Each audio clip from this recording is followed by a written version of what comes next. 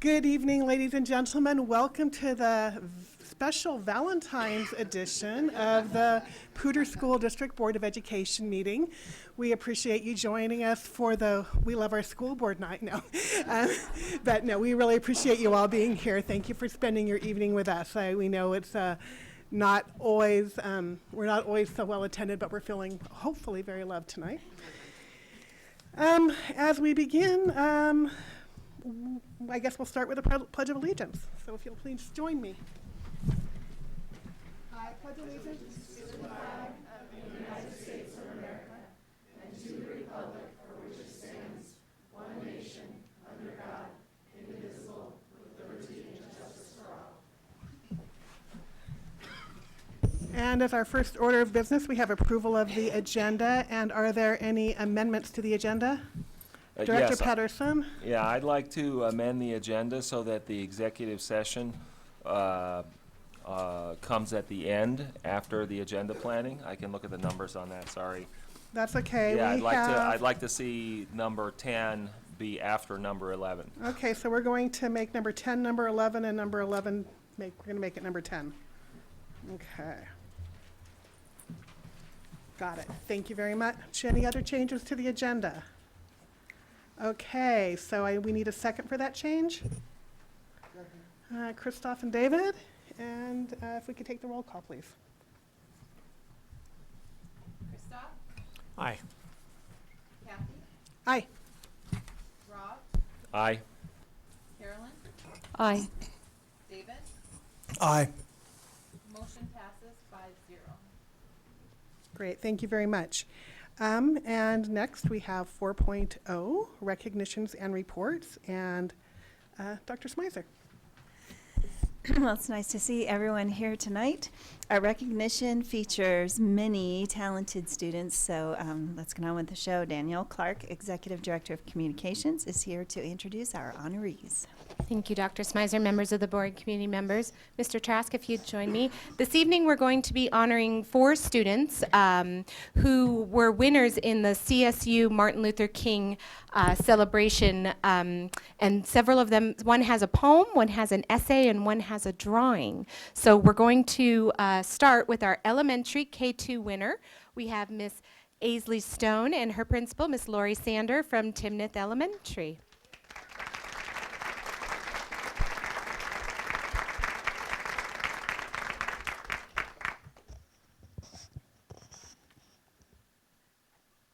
Good evening, Dr. Smizer, board. I have with me Aisley Stone, who is a 2nd grader at Timnath Elementary School, and she didn't bring her drawing today, but her drawing was shown at the Martin Luther King celebration, and Aisley's a very talented artist. Something that I learned at the Martin Luther King celebration was that her mother also was recognized for a poem that she wrote when she was younger, so there's definitely some talent and some recognition of diversity in their family, so it was nice that that Aisley could carry on that tradition for their family. I also just received in the mail today a letter from Representative Joanne Janal from the Colorado House of Representatives, and I wanted to read it. It's very brief.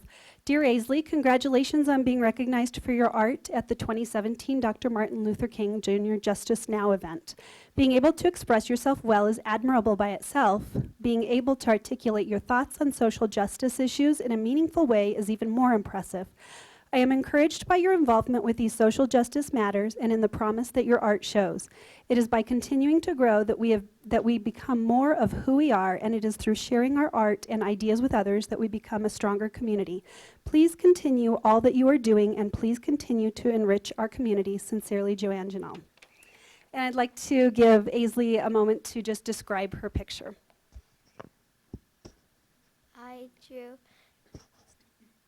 I drew someone carrying groceries for another person. Do you remember what it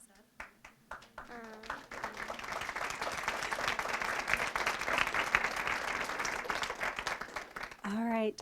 I think that the art is on the PSD website, and thank you for being here to recognize Aisley tonight.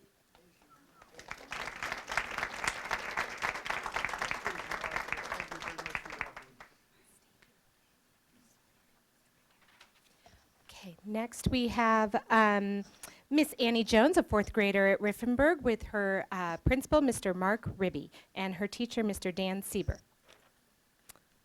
And Annie has her poem, I think, so she's going to read it for us after Mr. Ribby. Well, we're very proud to have Annie representing our school tonight. I think she's also captured some of what we want all of our elementary students to be able to do with writing, which is be able to communicate feelings, ideas, information. So we're really pleased, and Mr. Sieber's just part of the picture. He's added some touches, but it's a cumulative effort that starts in kindergarten and includes efforts in home too. So with that, I'm going to turn it over to Annie to share her poem with you. This is an acrostic poem using the word justice. Just imagine a sky of peace, under which all people stand together as one, treating each other with dignity and respect. I have a dream too, caring people everywhere with equal rights for all.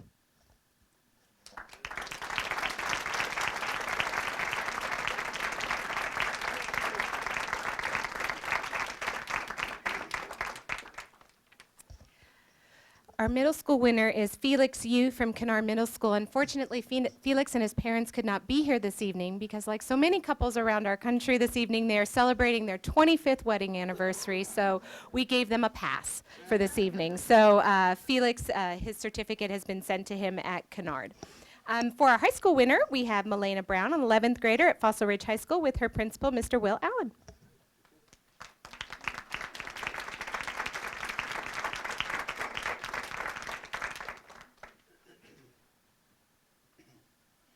Good evening, Dr. Smizer, Director Kipp, directors of the board. Thank you so much for this opportunity to recognize an amazing young woman. Milena is one of those students who I think represents the good in what we want in our country.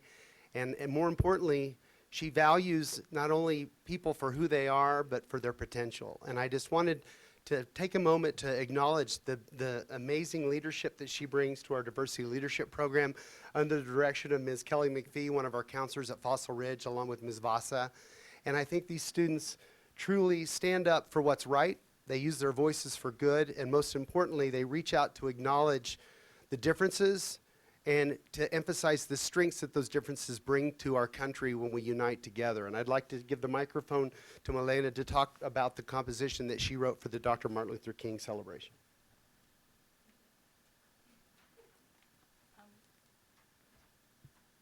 Hello. So I'd like to build off of that last piece that he talked about with diversity leadership, which is a group that I'm part of.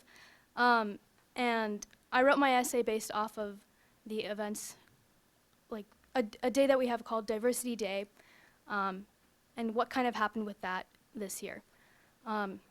So we had it 2 days after the election, and once we found out the results, we all had to have a conversation with our administration about whether or not we would be able to continue with that as planned, because it included topics that were highly politicized and had been proven to be divisive over the past election campaign.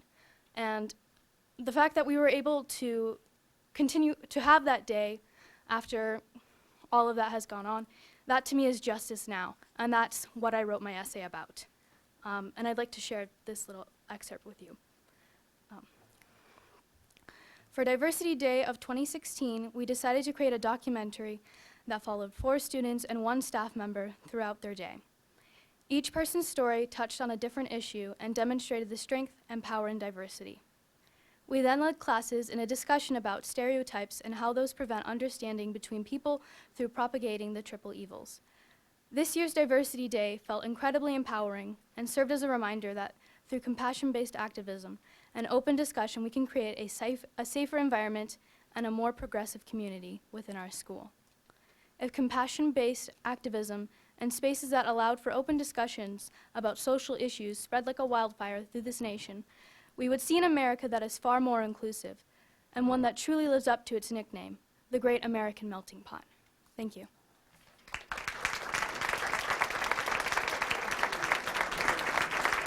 If you don't mind, it's our tradition here for the people who are in middle or high school to tell us what other schools they've gone to prior to their current school. So would you mind sharing that with us?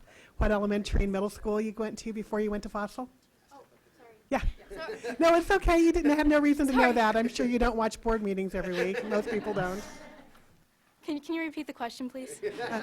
It's our tradition to have parents, older kids, tell us what schools you've gone to previously before you went to your current school. Oh, okay. So previously, I went to Timnath for 2 years, and then I went to Bethke Elementary, and then I went to Kennard, and now I'm at Fossil.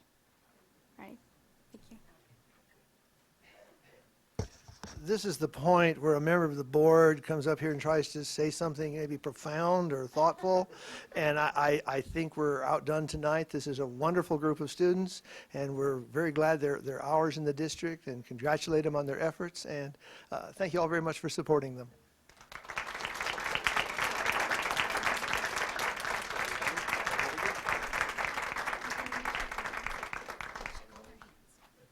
Annie, we're going to want to shake your hand.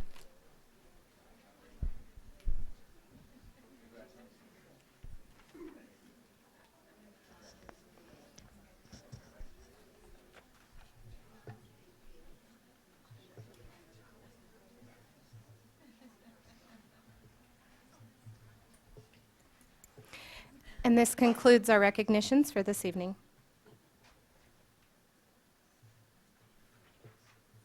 Next, Dr. Smizer will deliver her superintendent report.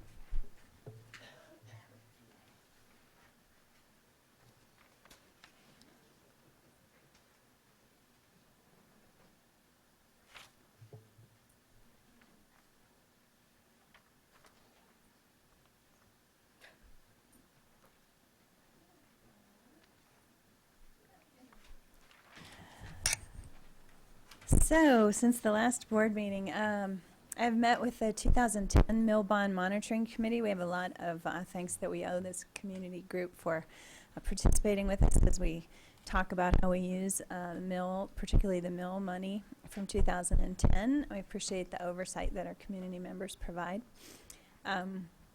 Excuse my cold. Also attended training for board members and the superintendent. I've had several meetings with individual board members. I participated in a tour that was actually financed by the Bohemian Foundation to look at what was going on in a portion of Salt Lake City. A large group of us from PSD as well as other community members went with us, and we looked at what it looks like to have a whole community rally around their school children and have joint goals that they share with the school district for the success of students in a community. It was very interesting, and we're continuing to dream about what that might look like here. I also attended a legislative committee meeting with other superintendents. There's a lot of legislation this year having to do with school districts and public education, and I think the board's going to talk about their involvement in that later. Held weekly meetings with cabinet, principal meetings, and a foundation board meeting. Our PSD Foundation is alive and well. They're doing great things and rejuvenating again around their mission to support our teachers and our schools, and that's just so appreciated by all of us. Also met with Lauren at the Coloradoan, and participated with many of you in the audience in our employee negotiations. We have already started the follow-up meetings for the Salt Lake City trip, where we've gotten together to say, what could this look like in our community? And we continue to meet regularly as a leadership team for the district around equity and diversity, and making sure that in our areas of responsibility, we're making sure that equity and diversity are the lens through which we look at everything we do here in PSD. I visited Irish, PCA, Rocky, Lopez, and Werner. This time of year, open houses are being held for kindergarten, middle school, and high school programs. Hard to believe it is that time of year. We're already starting to talk about next year. Kindergarten registration begins this month. Our October count numbers were released by CDE, and we continue to have QPR suicide prevention training for parents in the district. If this is something, thanks. If that's better. If this is something that you are interested in, please contact us. We have a lot of interest in having as many parents as possible trained. CDE also released our graduation rates, and the board has adopted their new graduation requirements for the next year's entering class. There's not a lot of changes in there at this point, but there are some, and we will be communicating all of that out to parents in quite a lot of detail.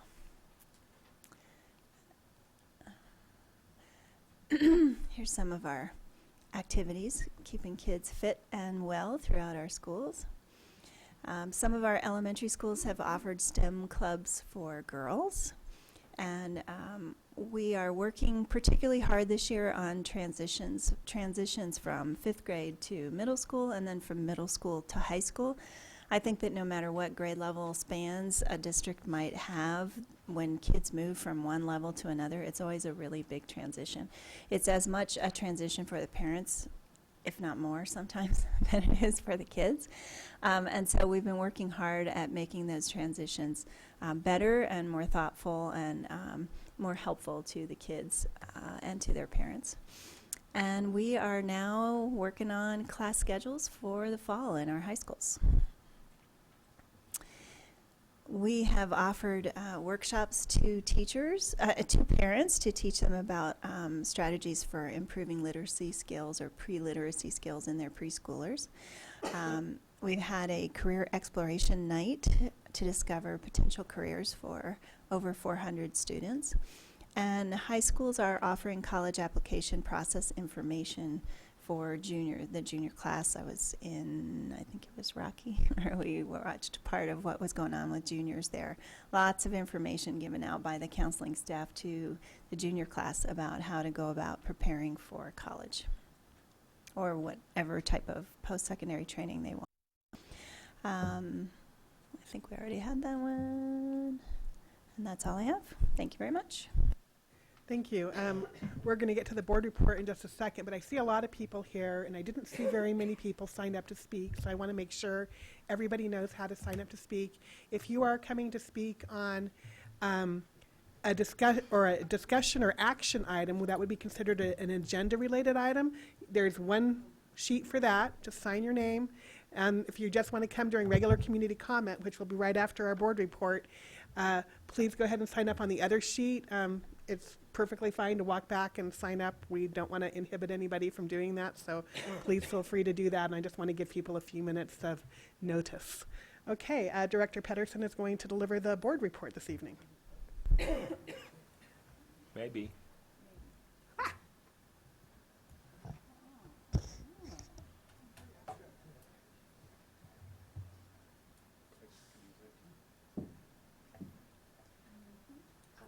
Alternatively, we could do community comment first. Sure. With the approval Let's of do the that. board. Let's do that. So let me just explain to those of you who might not have done community comment before how it works. We have this podium up here for that. There's 3 little lights on that box on the podium. You get, I don't believe there were too many people signed up, so I think everybody will get their 3 minutes tonight. And what happens is the little green light will go on, and that means you have plenty of time to talk. When you have 30 seconds left, the little yellow light will go on. And when the red light goes on, I'd really appreciate it if you would wrap up your comments, because I really feel bad when I have to interrupt people and ask them to wrap it up and stop, because I kind of think it's rude. So if you could help me not be rude, I would greatly appreciate it. So, thank you very much. Great. First up, we have, yeah, but we need to start the, okay. First up, we have Michael Prusnick.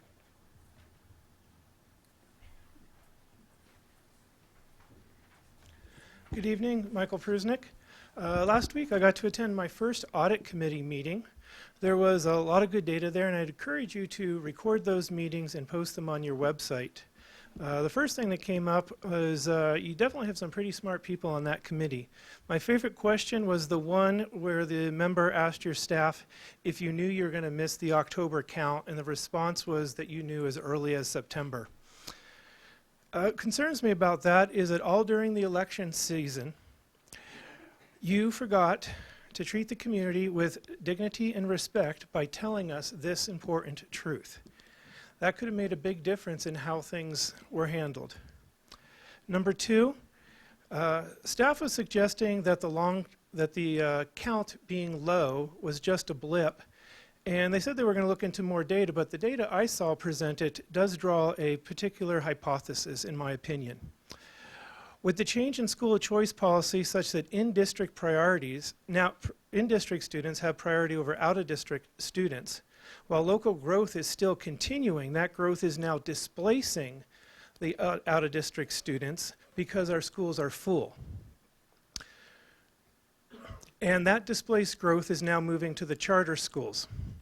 And this trend of growth continuing without your count increasing is likely to continue until the schools are filled with in-district students. Number three, the most concerning aspect was two cabinet members talking about staff insubordination. I was going to ask why that wasn't discussed during board comments tonight, but since those have been delayed, I'll just say the staff comment or the superintendent comment. And why wasn't it on the agenda? As leaders of this institution, you need to make it clear that insubordination is not acceptable. By ignoring the issue, you send a message to staff that such behavior is acceptable. And to give you the quote from the meeting, he is meeting anywhere from resistance to straight out, we're not going to abide by the rules, with the second cabinet member chiming in with the word insubordination, and the first then going back to, quote, you could put that word to it, end quote. And then my last question is, with the long-range plan you're thinking about changing tonight, you raised our taxes last year to issue the bonds. So the question is are you delaying the bonds? And if so, are we going to get our tax refunded to us? Thank you. The next speaker we have up is Katie Coe.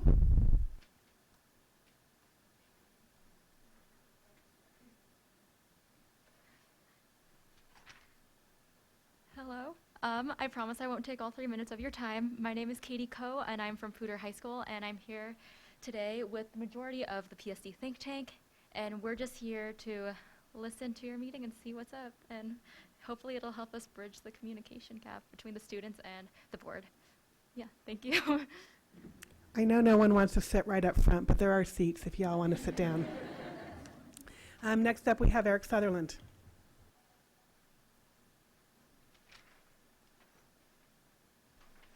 Eric Sutherland, citizen, Fort Collins, parent of the Poudre School District, high school student, and a taxpayer in the district. Got a few financial and legal realities to communicate to the board here this evening for review.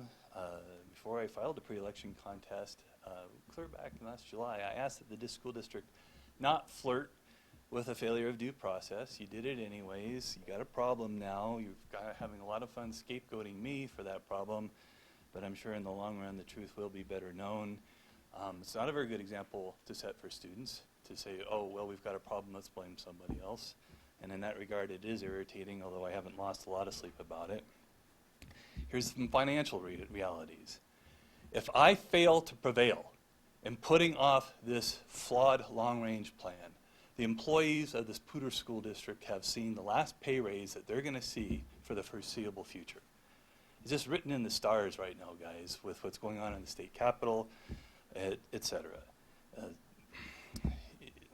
It's just nobody really seems to be doing the math and understanding what the practical implications of taking a larger and larger chunk of our local share of property tax and putting it towards expensive new schools that aren't needed, that were never justifiable based upon data growth before the plan, certainly far less justifiable now in light of information we now have about the recent October count, which, as Mike mentioned, probably should have been communicated to the voters before the election.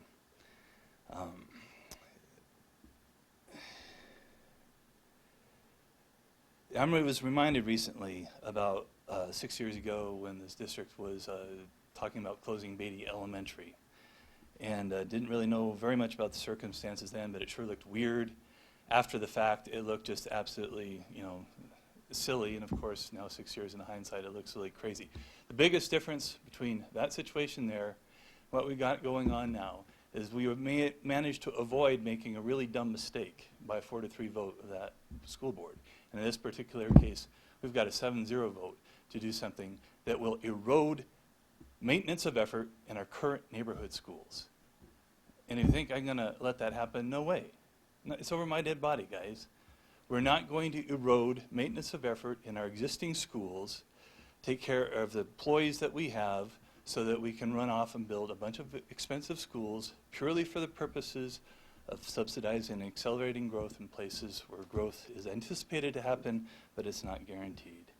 There are a few legal realities that I hope to get to. I'm not going to get there, except for one, that every hour that you spend with that absurd Denver attorney, you could put a paraprofessional in a classroom for part-time for an entire week. Thanks. Okay, it looks like we're now ready for our board report. Director Patterson. Okay, let me see if I got the I do have the magic here. Okay, so this report represents the combined efforts of all the folks on the board. It's not just me or just one individual on the board. I'll also say, by the way, that I've been given feedback that the color scheme for these slides needs to be improved for purposes of folks being able to read it more clearly, and I apologize for that, and the next report will have more bold colors and less pastel-y kind of colors. Anyway, having said that, pardon me, we visited several of the schools, Werner, Putnam, and Poudre High School, the Superintendent Art Show. Several of us, we do have members of the audit committee from the board. Christoph and I attend the audit committee meetings regularly. We have also a liaison to the district accountability committee. I guess that's me also. So we've attended regular meetings of those bodies.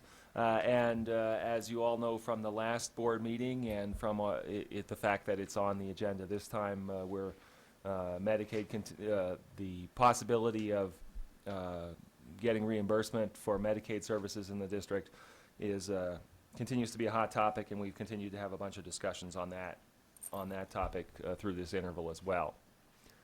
The board has continued with two subcommittees, pardon me, one on revisions to the superintendent evaluation process and document. We think that those could be improved, and we're continuing to work on that and should have a proposal for that shortly.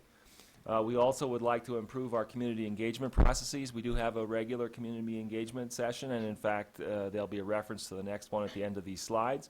However, we'd like to increase the number of folks that are speaking with us about their interests and concerns with respect to education, so we're looking for ways to do that. If you have ideas in that regard, we'd be glad to hear them also, frankly.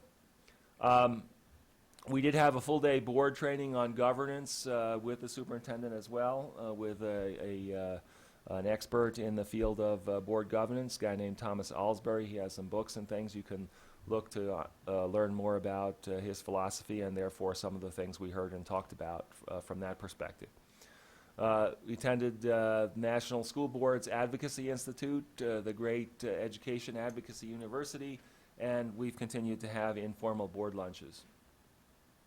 In the community, we held the aforementioned community engagement session for January. We participated in a bunch of individual meetings with a variety of constituents. There was an early childhood self-assessment meeting that happened, and I believe Christoph went to that, right? Or Carolyn and Carolyn. So we do have regular liaison to the early childhood community as well. There's quite a lot of legislative work that's been going on. Superintendent Smizer alluded to that. We've been very active in terms of meeting with our legislators and lobbyists. We have a Board of Education Legislative Subcommittee which meets before every board meeting to talk about the current status of bills that are of interest to, that are about education and therefore of interest to the district. A couple of us went down to testify on behalf of education legislation in Denver. There was a CASB legislative committee that we're involved in. We prepared a presentation version of the PSD legislative agenda, and Danielle helped to make that presentable for our legislators, so we appreciate that. Gesundheit. We prepared talking points on behalf of a bill in order to reduce testing in high school, which is making its way through the legislature. Pardon me, attended the CDE Summit on the Colorado State Plan for the ESSA. By the way, on that thing in particular, Colorado has drafted a plan for their response to the ESSA, which is mandated by the law. ESSA is the Every Student Succeed Act, which is the federal legislation on education. So we have to have a state plan which responds to that. Our CDE has drafted that state plan, and it is open for public comment until I believe it's March 10th, if I'm remembering correctly. It was a 30-day comment period. So if you have an interest in learning about what the state plan is, I encourage you to go to the CDE site and read it and give feedback. And then the last slide here is the one I talked about in terms of we'd welcome your input, your discussion with us about things that matter to you in the area of education.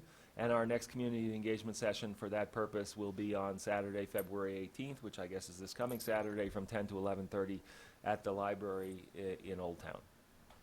So that wraps it up. Thank you very much. This is our community comment portion, sort of back to it. I should have asked, is there anybody else in the audience who would like to speak? Is this about an agenda-related topic or otherwise? Medicaid. Okay, well, that's going to wait for the Medicaid portion of the discussion. And the sign-up sheet is still back there if you haven't signed up already. Did you wish to speak? Yes, please. Okay. Good evening. Hello, Director Kipp, all the other directors, Superintendent Smizer. My name is Elaine Holmes. I'm the facilitator for the Student Think Tank. I went to Harris, I went to Laurel, I went to Lesher, I went to Fort Collins High School. I now teach at Fort Collins High School, and I'm run the Student Think Tank for you. So just wanted to give you a quick update on what we got going. The kids had to leave. We had our meeting here before, so I try to keep them to an hour and a half. So I have met with Darcy Votipka last week and Melanie Vogelai-Morris about our mental health ideas. They've gave us some really great feedback. We have our annual training and retreat at the Thomasog Center next Monday from 8:30 until 3. You're more than welcome to come and join us. I'll send you an invite and directions if you'd like to pop in and see what we're doing. We'll be doing our training with Dr. Carcassonne from Colorado State University to get them trained in public facilitation. We are also going to kind of reimagine what our vision is. A lot of us have kind of talked about let's kind of tighten this up. So that'll be the second half of the afternoon is, again, meeting with the students to talk about the vision for the Poudre School District Student Think Tank and our end-of-the-year project. It's been really successful, and we're really grateful for the opportunity of you offering us some guidance. I've had some meetings with various board members, and we just really appreciate that. It means a lot to us, and so you saw I'm here tonight, and we'll try to attend. We'll meet in the building on the same night as your board meetings. So you'll see us again kind of pop in, and they're going to start to look at the graduation requirements with you and kind of talk to you about what it looks like on their end. So we're really excited for what's going on with us. So I just wanted to let you know about that. So that's all I have. Thank you for your time. Sorry, Elaine, could you please sign up on the sheet so that she has your information? And is there anybody else who wanted to speak, who didn't have an opportunity on a non-agenda related item? Okay.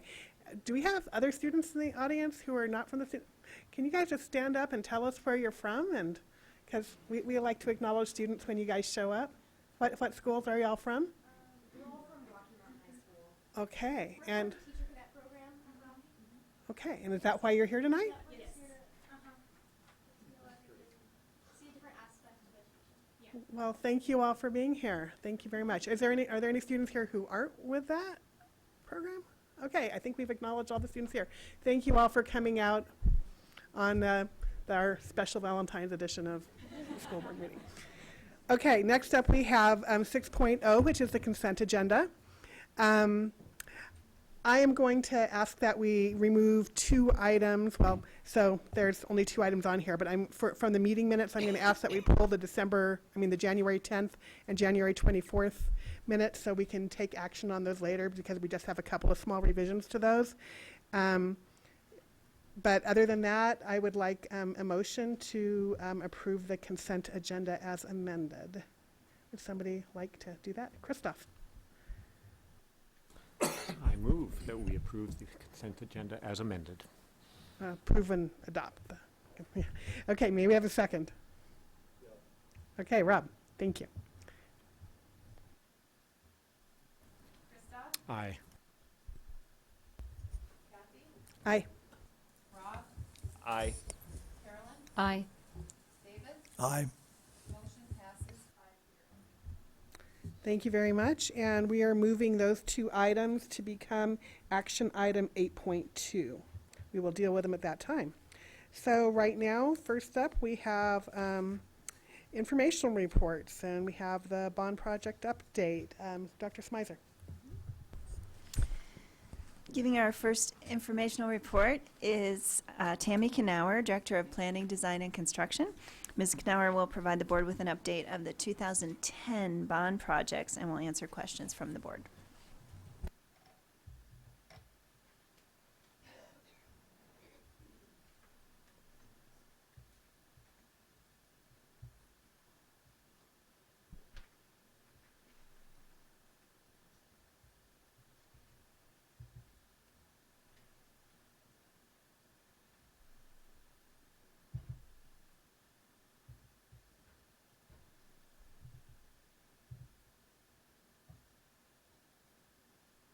All right, technology taken care of. Thank you.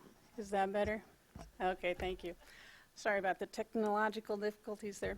Again, Tammy Knauer, I'm Director of Planning, Design, and Construction, and thank you to the board and to Dr. Smizer for your time tonight. I know time is precious. You've got a full agenda, so in honor of that, the update, I'll keep it short and sweet and allow time for some questions at the end if warranted. So just in general, as a reminder, this is a planning, design, and construction team that I have, and we're responsible for integrated project delivery, collaboration with sites and departmental staff, and maintaining schedule and budget for all projects that we're responsible for. Primarily, bond projects come to mind because they're usually the highest dollar and most publicly noted.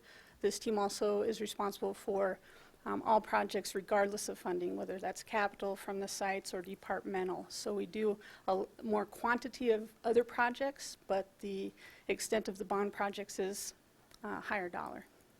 This team, we did a little exercise last summer, and we have over 200 years of construction experience in this personnel here. So we've seen it, we've done it, and we like construction. So the summer of 2016, we typically do a fall and a spring update for the board. The fall had enough other issues going on, and we decided to postpone until the spring now to update you. So the last time you saw me was February of 2016. So to summarize the projects we completed last year, we completed approximately 100 line items for $14 million at 23 different sites. The major renovations that some of the board was able to tour last summer include Bennett, Dunn, O'Day, Lincoln, and Polaris. A major renovation has typically involved multiple line items of the bond wrapped together to make a project. So typically our projects contain 10 or more line items from the bond list from 2010. We also completed roofing projects as listed, and the miscellaneous bond projects, including irrigation, kitchen equipment, security and video systems, concrete, flooring, and waterproofing the exterior of our buildings was also part of the bond. So again, to keep it short and sweet, I didn't bring as many before and after pictures as I typically do. Again, some of the board was able to see the projects in motion this summer. But I did want to remind the board of the extensive work that's done before construction even starts, of removing furniture and district-owned items from the classrooms from various parts of the building so that we can install new HVAC systems, wiring, flooring, that kind of thing. And also protecting in place, the bottom left picture there, showing when it's not justifiable or efficient to move things out of the way, we cover them so that cleaning up at the end of the summer is not as difficult. One of our projects this summer included replacing the glazing, which is the window system at Dunn Elementary School. That helps for a couple of reasons. The old glass doesn't have the insulative value of newer glass. It's also more UV efficient and blocks out more UV rays when you have the better glazing in these systems. We also were able to maintain the operable windows of the building, and you can see the difference there, just the comfort level in the classroom when you can actually see out of the windows and not have a distorted view. That was a very successful project. Also at Dunn Elementary, typical of a lot of the HVAC remodels that we've done of this bond, as you might be aware, is replacing the bottom left. The bond included replacing like for like, which is that unit under the window that provides the air circulation for the classrooms, with what you see at the top right, which is a unit in the same location, but the air is then ducted to the interior of the classroom, so you get the flow across the occupants. So it provides a more comfortable space. Switching now to Lincoln Middle School. The project there was over $4 million, and we did include some pictures here just of the kitchen to show the extent of what we do. There in the top left photo, there's no equipment shown. We totally cleared out the kitchen, removed the ceilings, replaced all of that as we worked our way out. The floors were clean, top right. And then the bottom shows where we were able to go back in with equipment. The floors are now cleaned and resealed, and we have new ceiling tiles and a better system than a hard lid, which is a gypsum lid, to, in the future, run wires and do any other modifications that are needed. An overall facelift occurred at Lincoln too. We were able to collaborate with facilities, and facilities had the funds to come in and replace the ceiling tiles in the corridors, which really helped pop the older building. We did the carpeting in the hallways and painted a lot of the building.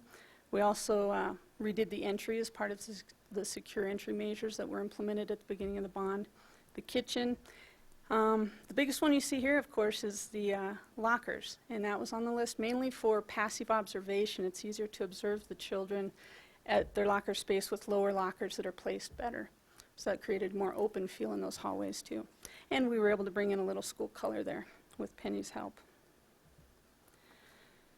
So again, those are some of the bond projects. In general, we work on a lot of other projects. This is just a sampling of the, if you visited Rocky Mountain High School, the baseball field, we extended the netting and the fence around the field to stop those foul balls from going into the neighbor's area.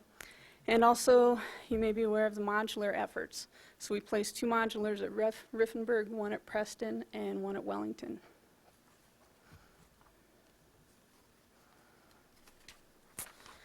So what's coming up? In 2017, we planned for $5.6 million at 24 different sites across the district. We do have just one major renovation. That will be the HVAC remodel at Barton. We have 3 major roofing projects at O'Day, Polaris, and Rocky Mountain High School. And then we are able to try a new product on our ITC building. We're looking at an overlay product to see how that performs in a controlled location.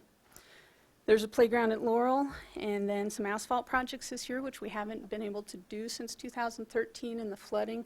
If you recall, we put some of the asphalt and concrete projects on hold to see what the economy would do, what the resources would pan out, and what some of the pricing would do.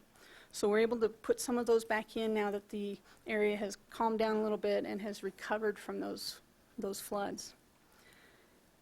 The other items are pretty self-explanatory. The final one there is the 3 entries. We did work with Dr. Smyser and facilities to evaluate the 3 remaining schools that did not receive a secure entry. So we did add back in Centennial, Harris, and Poudre Community Academy, which were not originally funded from the bond, but we are able to pull some money and take care of those projects as directed. So the planning process hasn't changed. Every update I've tried to remind you of kind of the efforts we do as we plan these projects. Once we know what we're doing for the next summer, we bring projects, of course, to you after the design's done and we have some numbers. We were here on January 24th with the roofing projects. And we'll be coming February 28th for the major renovation at Barton. We'll have that contract with the contractor ready to go. We continue our meetings from here on out with principals to review the scope of work, evaluate the impact to site, detail how to move them in and out, keep them operational as needed at Barton for any part of the summer that they need to remain up and running. And the safety plan is always critical.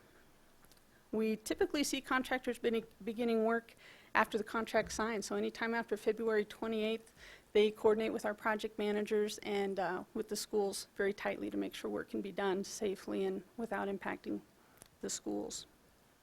And of course, May 30th, that's when we'll dig in deep and construction will begin in full across the district. Okay, so financial, to sum all that up and where we are financially. This is the graph that I showed you at the last update, and again, that was last February. So I bring that up only because, one, to remind you of line items don't equate to 720 projects. They're grouped together to make individual projects. And last time we were on track to complete in 2018. We still are, but like I just mentioned, we've decided to add in some of those asphalt project and concrete exterior work that were on hold due to the floods.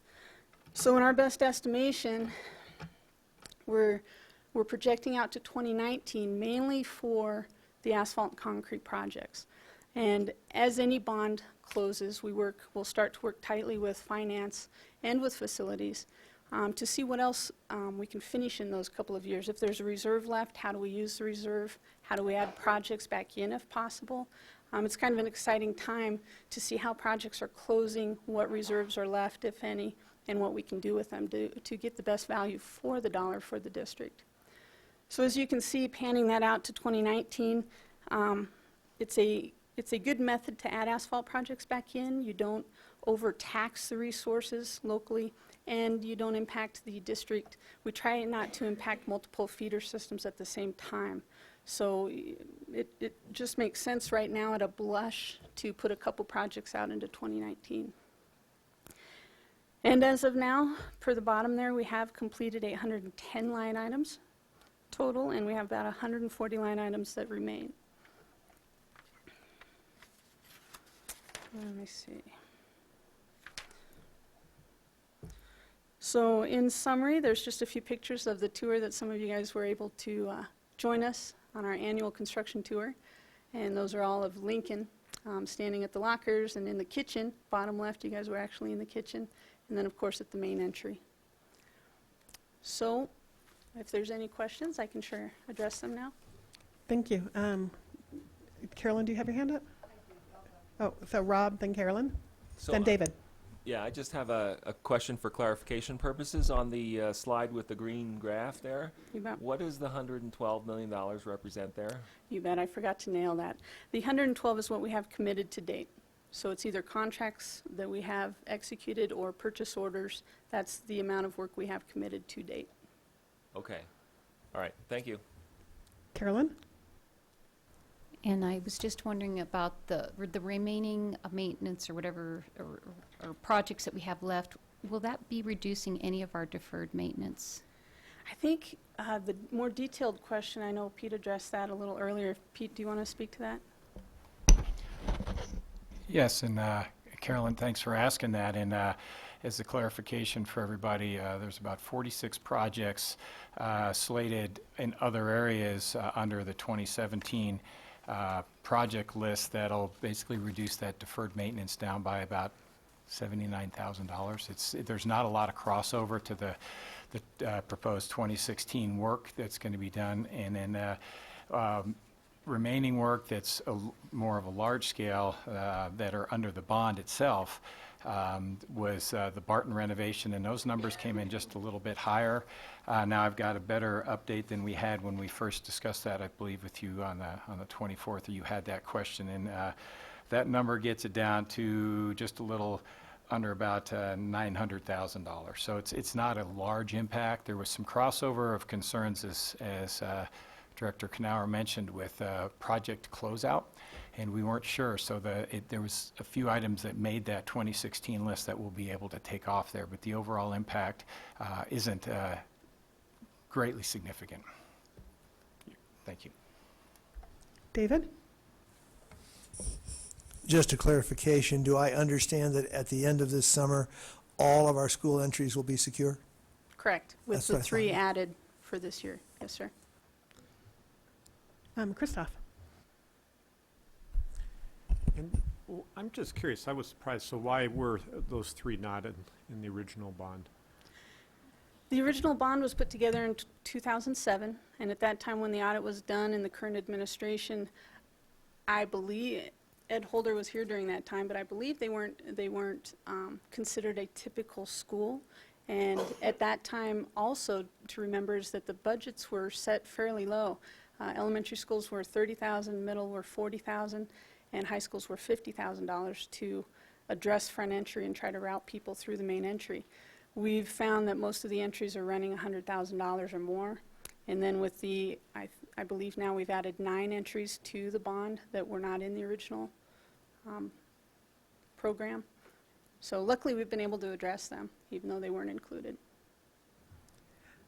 I know there were a couple of people here who were interested in learning more about what's going to happen with the bond that just passed in November, and that's part of the long-range planning item, which is 9.2. So I'm sorry there's a bit of a wait for those of you who came for that item. My apologies. But for those of you, so this is all about the 2010 bond and what that purchased. And I just wanted to let you know that we do have on a website something called psdpromises.com. If you're curious about what was done at your kid's school or anything about the 2010 bond that's been done, you guys keep that website updated, right, Tammy? Mm-hmm. Well, yes, we keep the PD&C, Planning, Design, Construction website up to date, and then we work with Danielle Clark for communications, and we will put more information out there this spring too. And I have to say the communications department did an amazing job because it's really cool. You can just go click on whatever you're interested in, and it shows you exactly how all the money was spent, because we're really trying to be very transparent as a district when it comes to spending taxpayer dollars. So thank you very much for your time. Are there any further board questions? Okay, thank you. Well, that Thank you. brings us to item 7.2. Dr. Smyser? I'm happy to introduce Sheila Podorf. She's our new Director of Post-Secondary Workforce Readiness. It's a mouthful, but it is all of our efforts to prepare students for what they may wish to do when they graduate, so that they have an idea what they might be good at, what they might want to do, that they've had some exposure to all the different jobs that are out there, that there's more to choose from besides just being a doctor, a lawyer, a teacher, and a policeman. And so we have a lot going on. Sheila's going to take just a few minutes to update the board on what's been happening. Good evening, Madam President, Board of Education, Dr. Smyser. Thank you for this opportunity to share with you tonight the progress towards the district ends in post-secondary and workforce readiness in the last few months. Okay, manipulated a lot of different things. There we go. So in above and beyond, I want to share with you what's going on in concurrent enrollment. Our numbers just continue to thrive there, and I want to share that with you. Foundations for Success, want to share with you some post-secondary and workforce readiness resources that we're working on, our team, along with our school. Success in a Changing World, ICAP update, because the ICAP, the Individual Career and Academic Plan, is a tool to help support our students document their journey of learning through Poudre School District, and connections that we're making with the community, parents, and also even at the state level. So the numbers this past fall for Campus Select. Campus Select, again, is when the students go to Front Range Community College to attend classes. We had 62 students attend this past fall, and they attended 113 classes. 90% of our students passed with a C or better. So that is demonstrating to me that our students are prepared for post-secondary readiness, and we should celebrate that. High School Select. Kudos to our high schools. This is where our high schools, we have 2 that are satellites, and that's Poudre High School and Fossil Ridge. But we have high school select classes happening at all 4 comprehensive high schools, plus Polaris and Centennial. We had 914 students participate in the high school select dual enrollment classes, and that was 92% of the students in high school select classes passed with a C or better. Ascent is our fifth-year students, and we had 43 students attend 169 classes, and they passed 82% or higher, and that is amazing for students who want to go on and continue on to receive a certificate or a, just that post-secondary opportunity, still with a structure, wraparound services that Poudre School District can provide them. The numbers for spring that I can address right now is Campus Select. We have 148 students currently taking Campus Select classes. We are projected at this point to be over 200 students, which is over 50 students more than we had last year at Campus Select. So our community is truly embracing concurrent enrollment, and that is just amazing. And so one of the first tasks I was confronted with was streamlining the process for students to get an agreement signed and then get signed on to their eWOOF account. So I've worked closely with the counselors, the various registrars to streamline that process so it's become easier, but we continue to plan, do, check, and adjust. And so guess what? May 1st, we start registration for fall classes for Campus Select. We continue to see the numbers rising for the future of concurrent enrollment, and so we are very fortunate that Poudre School District supports this education opportunity for our students. So post-secondary workforce resources. The big question here is how can we better support teachers in accessing resources to connect post-secondary workforce readiness to the classroom? And this is going down to kindergarten all the way through 12th grade. We want to ensure that we have an opportunity for students to, through awareness and exposure, be able to get out and see how does what they're learning in school connect with the world outside. And it could be career connections, it could be life connections, but our teachers, we want to give them tools at their fingertips so that they can use these tools with the students in the classroom. So for example, and I gave you, I printed out for you the teacher resource tools. So it's a one-page document for our teachers that they can go in. And this is a brand new document. I've been working with the Curriculum Instruction and Assessment Department along with the Educational Technology Department. And we want to really focus on that leveraging projects and experts for real-world connections. So once again, taking it beyond the classroom. But we can't always take that field trip. So we want to create those virtual field trips for our students so they can have that learning experience in the classroom. And then through the ICAP process, the students would have some time to reflect on what that learning opportunity and how that connects to their future. So we see that success in a changing world. We want students to be aware all the different opportunities out there. Recently, I was at the Super Connected conference, and I was doing a little presentation on all the different STEM positions, STEM jobs that are out there. And we were talking about software development. And software development is such a broad term, but there's so many different types of software development. One example would be there's medical field software development, there's financial software development. So once again, when we see that term, we want to make sure we are getting into all of our clusters for our students.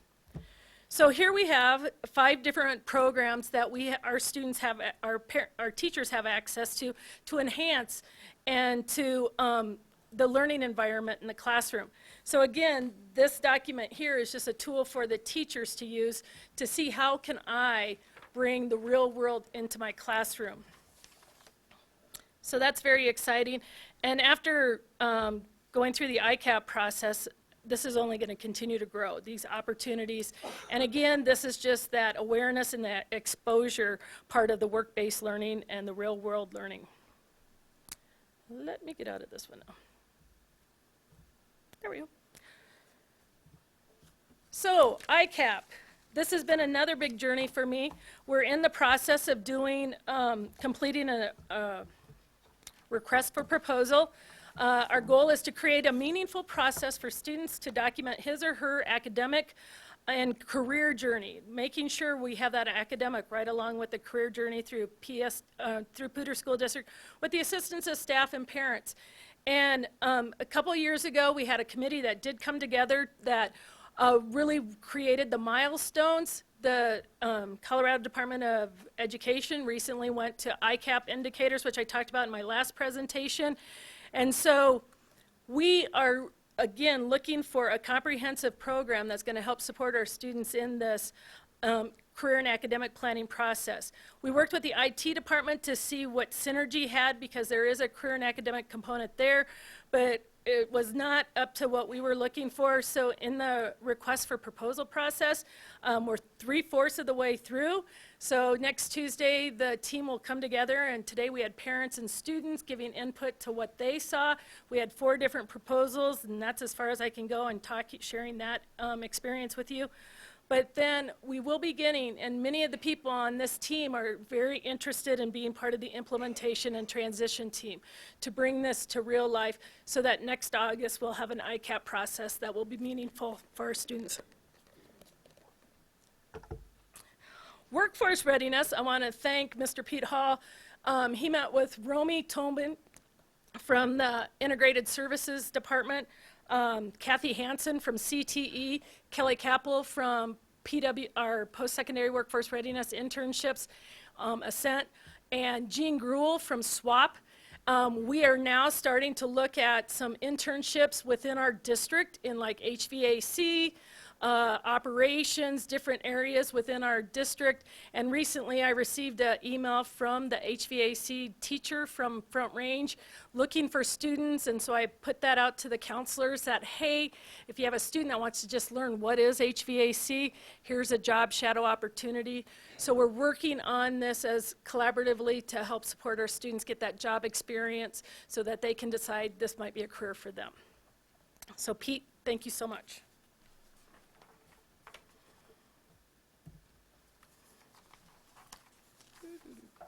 So next and finally, community and parents, our connections.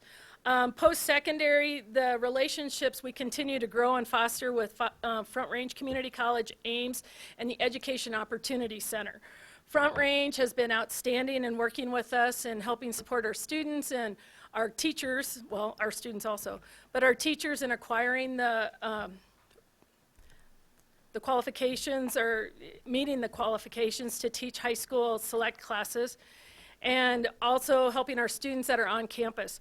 Ames Community College is very interested and has met with Fossil Ridge and Fort Collins High School to look at pathway programs, and they're focusing on, Fort Collins is focusing on business and marketing, bioscience medical, which makes sense because of their bioscience academy, and then they are looking at trades. They want to take their geometry and construction and just bring that out because our trades industry is telling us that they need employees right away.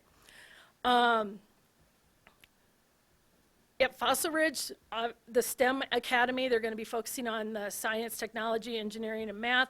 Also an arts and theater academy. Ames has a huge TV, audio-video certificate there, and so they're going to be working with them on that program along with business and marketing. And we also are really looking on trying to create a pathway for our high school students, a four-year pathway to achieve an Associate of Science degree. And so I appreciate the counselors helping me out with that. In workforce readiness, I've been working closely with the Workforce Development Board, and they recently have pulled in the Career Colorado cluster map to use to help guide the work that we're doing in the Workforce Development Board. And also this Friday, we will be meeting with a individual from the Workforce Development Board. We have a high need for medical assistants in the community. There's a new ratio of 2.5 medical assistants to every doctor, and we need a significant amount of medical assistants. So we're going to be talking and meeting the PWR team with this individual to talk about how can we help support the Workforce Center in achieving that goal of 2.5 medical assistants to our doctors. And finally, with parents, we've had multiple events, And that's been another observation. We have lots of events happening all over, and we need to work together to create one major calendar that has all these events for all of our community members. In November, Lesher hosted a career exploration, 8th grade career exploration, ICAP Day, and this is a 2-day event. It was outstanding. I participated in that. December 6th, we had our district concurrent enrollment day. January 10th, Career Expo.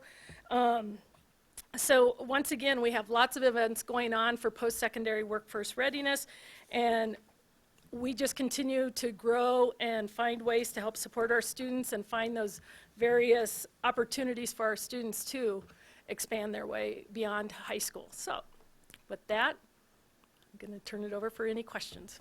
Great. David?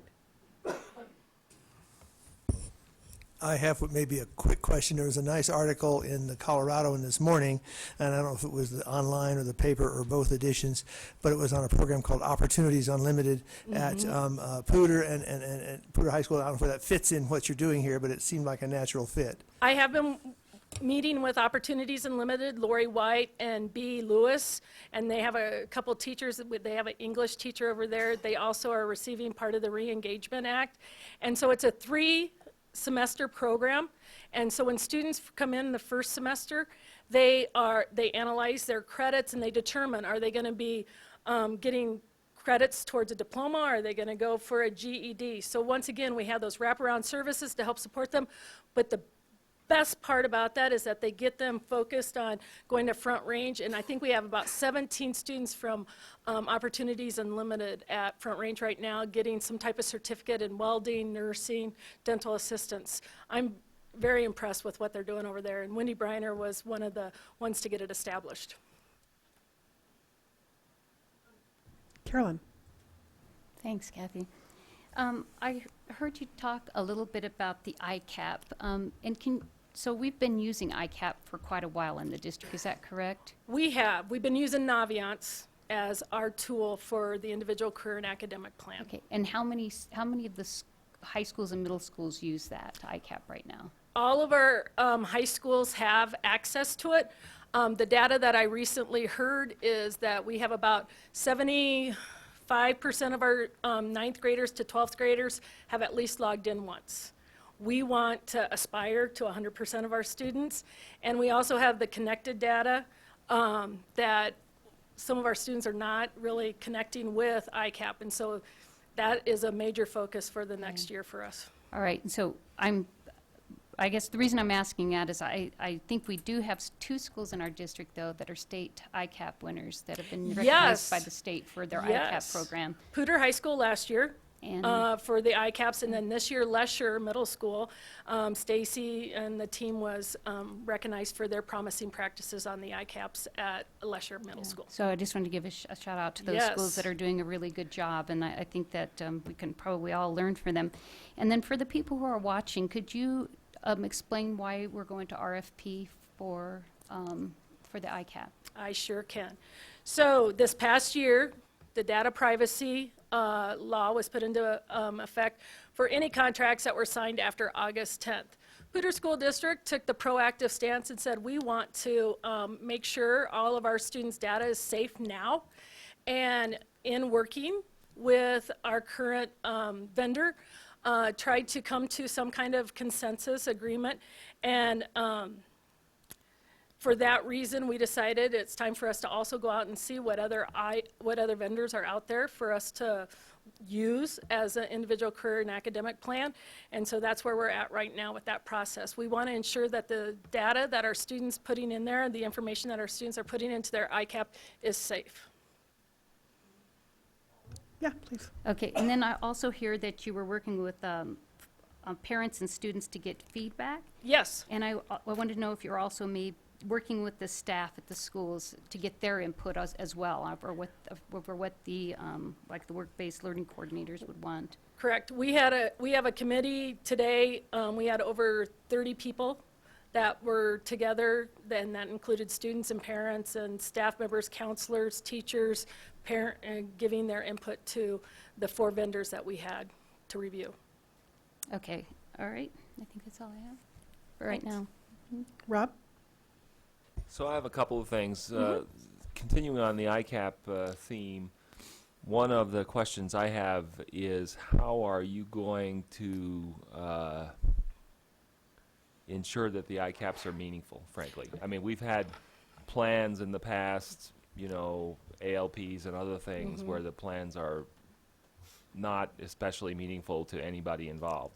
And you know, the metric where the number of kids who have logged into the system, I guess, is some small indicator, but I don't think it's sufficient to really understand whether this is achieving the purpose that we intended. Right. So I'm wondering how you're going to make that judgment going forward.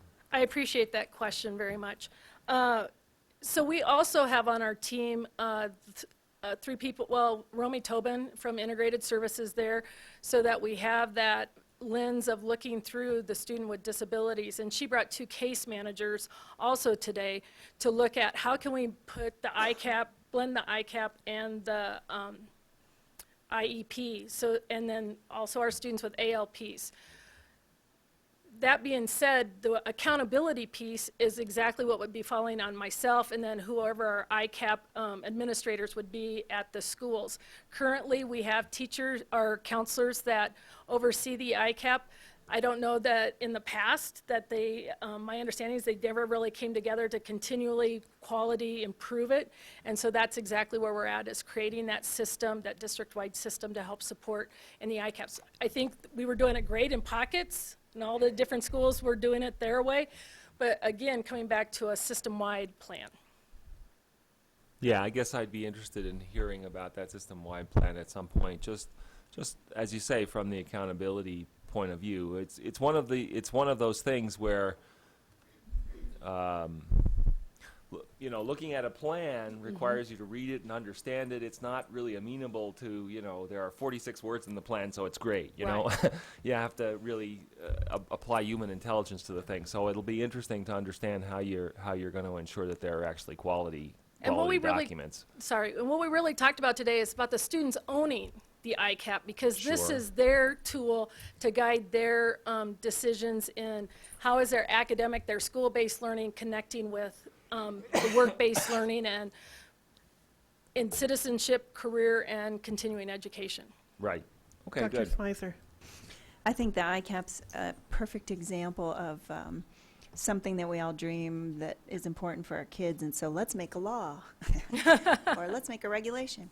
You know, I think everybody had to do an ICAP, so everybody got a vendor and everybody started doing an ICAP with maybe some passion, maybe nobody assigned to really do it. It was just something we had to do, and what we're doing as a result of the board ends is we're flipping that conversation and saying, let's talk about passion, let's talk about futures for kids, let's talk about possible careers and getting kids out there to see what the world could offer to them as how they make their living.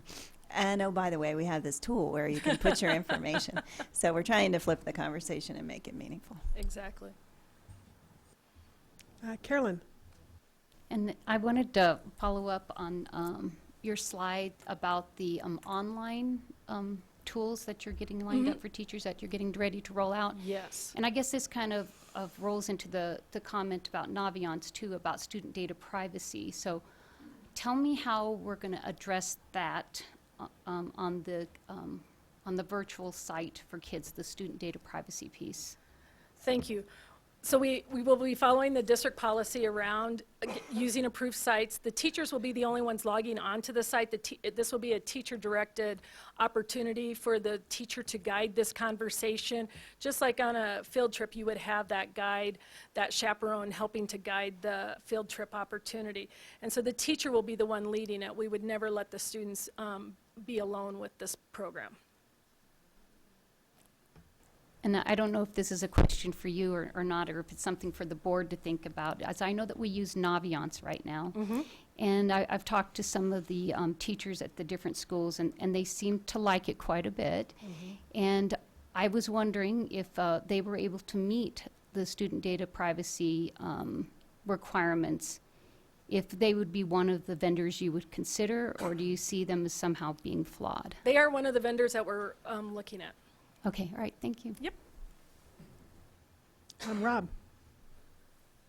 So as you talk about the all of the opportunities, College Select and High School Select, and you know some of these other things, how do,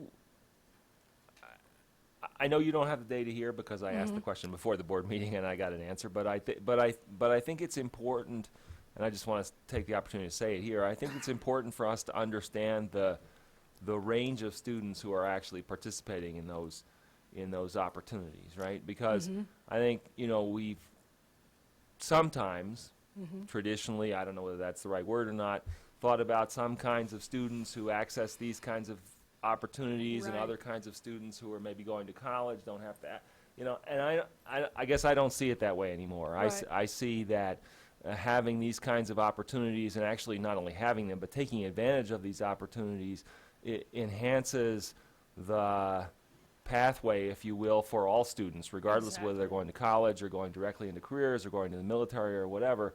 It really helps them to understand more clearly what the value is of what they're learning and how it can apply to the world, and help them to make good choices in whatever their next steps are. So I think it's very important that we do some, dare I say it, statistical analysis of what kinds of students, you know, are taking advantage of these things Right. in a lot of different dimensions, not only the traditional subgroups and whatever, but also, you know, different high schools, different kids who have different kinds of pathways going forward and whatnot. And so I'm hopeful you'll be able to do that and share some of that data with the board and with the community as a whole, frankly, going forward. And thank you so much for that, Mr. Patterson. Kathy and I have talked about looking at data more frequently so that we can analyze and make sure that we are meeting all of our students' needs. Any more questions? Go, Carolyn. No, that's fine. All right. I just wanted to, I liked the toolkit for the virtual trips the kids could take and the things they could do virtually online, because I know that a field trip isn't always possible. But what I am concerned about is that we provide kids with authentic, real-life experiences that they gain knowledge from.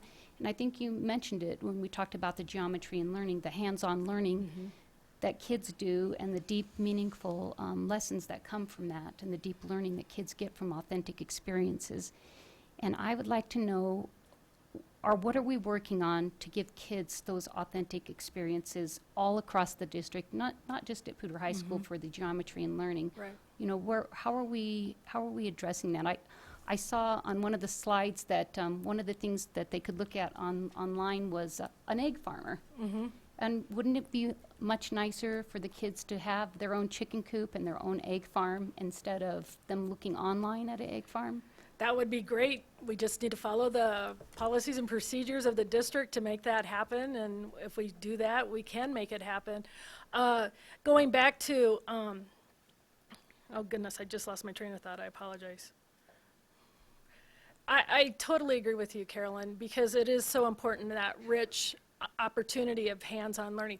And I would like to recommend, we have over 300 industries in our community that we have on a database right now that we are utilizing through ACE, PACE, PWR internships, Bioscience Academy, STEM Academy, and these are job shadows, internships with our community members in career exploration, and we're even updating that database as we go. And recently met with CareerWise, looking at how can we pull in an apprenticeship opportunity too. There's just so much to talk about that comes in this umbrella of post-secondary workforce readiness, but our ultimate goal is to ensure that every student gets a post-secondary opportunity while they're in high school, so they have the wraparound services of their classroom teachers, their counselors to help support them to be successful and obtain possibly a certificate so they can enter the job market right away if that's their choice. No, if anybody else has more questions, you keep going, Carolyn. Get them answered. I'm interested in this. So I can see that if we're going to have a really robust program at all the high schools for kids to have authentic experiences in workforce, I could see the need at every high school for a workforce coordinator. And so I can see that being a real help to each school if they have somebody like that that could coordinate that. I think, do we have one high school right now? We with have a- one high school that has a full-time work-based learning coordinator, but has some other tasks assigned to them, but that's the main focus. We have 70% PACE coordinator at one school. We have a 20% PACE coordinator at another school, and I believe it's a 60% PACE coordinator at the fourth high school. And we still provide some PACE service, I believe, at Centennial also. Okay. So do you think that going forward to make this really robust at every high school, that we'll need to have some kind of staff set up to make this all a reality? Because the coordination between the schools and these authentic experiences with the workforce are going to take some staff to do. And just recently, I attended the Colorado Association of Career Technical Educators, and they recently came out with a credential for work-based learning coordinators. And so, again, how does that set up in a system? Do we have one main one for the district, and then we have one person at each school? And I'm still learning about the school-based budgeting, and how do I work with the principals so that, you know, do they value this, and how do we make this, how do we implement this, and how do I support them in making that happen? I know they value that, and so it's just having those conversations. Anyone else? Okay, I think we might have drained the questions dry. Thank you so much for your presentation and Thank for you. Look answering forward- all of our questions. Look forward to seeing you in a couple more months. Great, thank you very much. Next we have 7.3, the mathematics implementation and support. Dr. Smyser. Our final information report tonight is on mathematics implementation and support. Robert Beauchamp will provide information to the board and take your questions.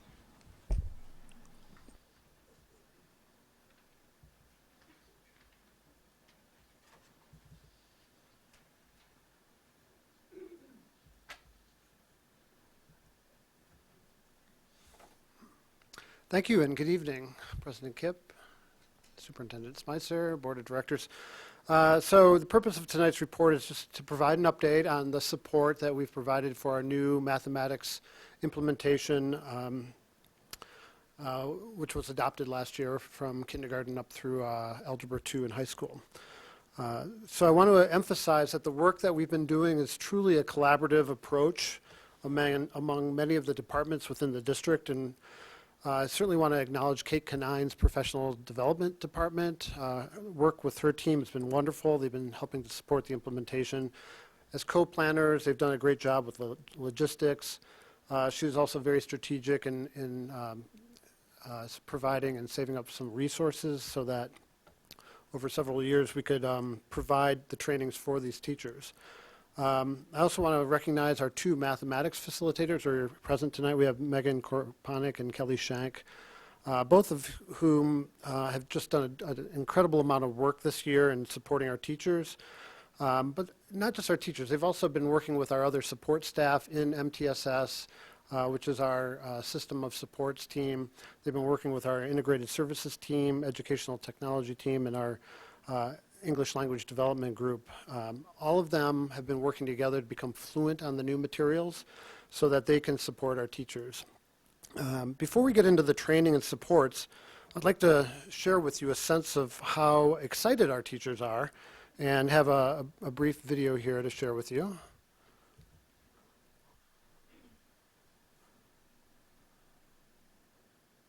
I absolutely love the new Envision curriculum because of the conversations that my students are having about math and the overall number sense that they have now is phenomenal. The things that they are able to do with numbers, decomposing them, finding equivalent numbers, breaking them apart is like nothing I've seen before in my 13 years in the district. As a third grade teacher, I've been very impressed with the perseverance that my students have shown during the first year of implementation. Envision has many online components that reach all learners at every level. Students are using mathematical vocabulary in their written responses and their conversations with their peers.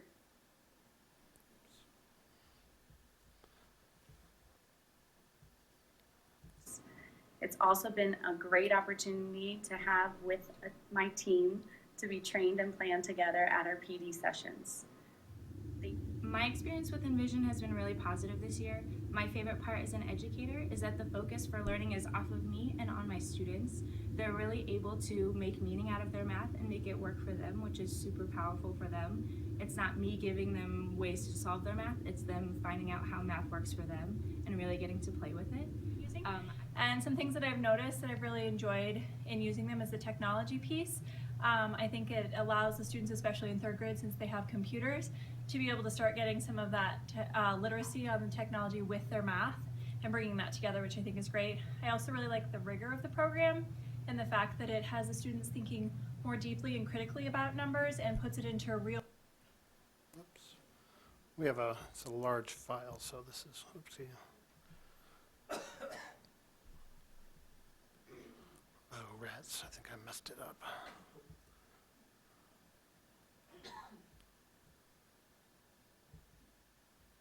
I absolutely love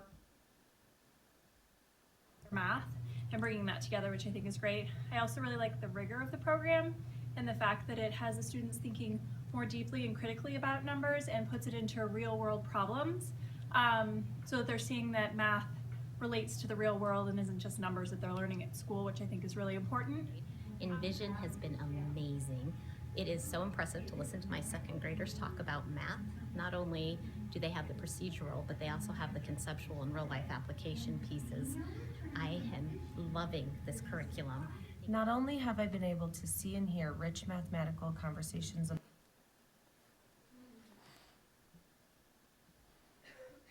among the first graders, I've had the opportunity to lead Envision training days for first grade math teachers. This has given us time to collaborate, to learn with and from each other. Thank you very much. Thank you very much for purchasing this curriculum for our district. We're having a blast. Thank you for your support as we continue to implement this new math program. Thank you so much for your support and everything that you've provided this year with our math curriculum. It does not go unnoticed. Thank you for giving me the opportunity to become a better math teacher. Thank you for giving me the opportunity to service my students better and really give them the skills that they need to become adults in this world and to be successful. Thank you for giving my kids the opportunity to discover math again and to love math and to find the joy in it. Oh, this is the cutest part too. So. Thanks for the new math books. There's a lot of new online tools and it really helps us figure out the math problems. Thank you for the new math books. I love how we can work in partnerships that we can help understand the problems better. Thank you so much for the new math books. They really help me understand why I'm doing the math I'm doing. Isn't it just wonderful? We have such excellent educators in this district.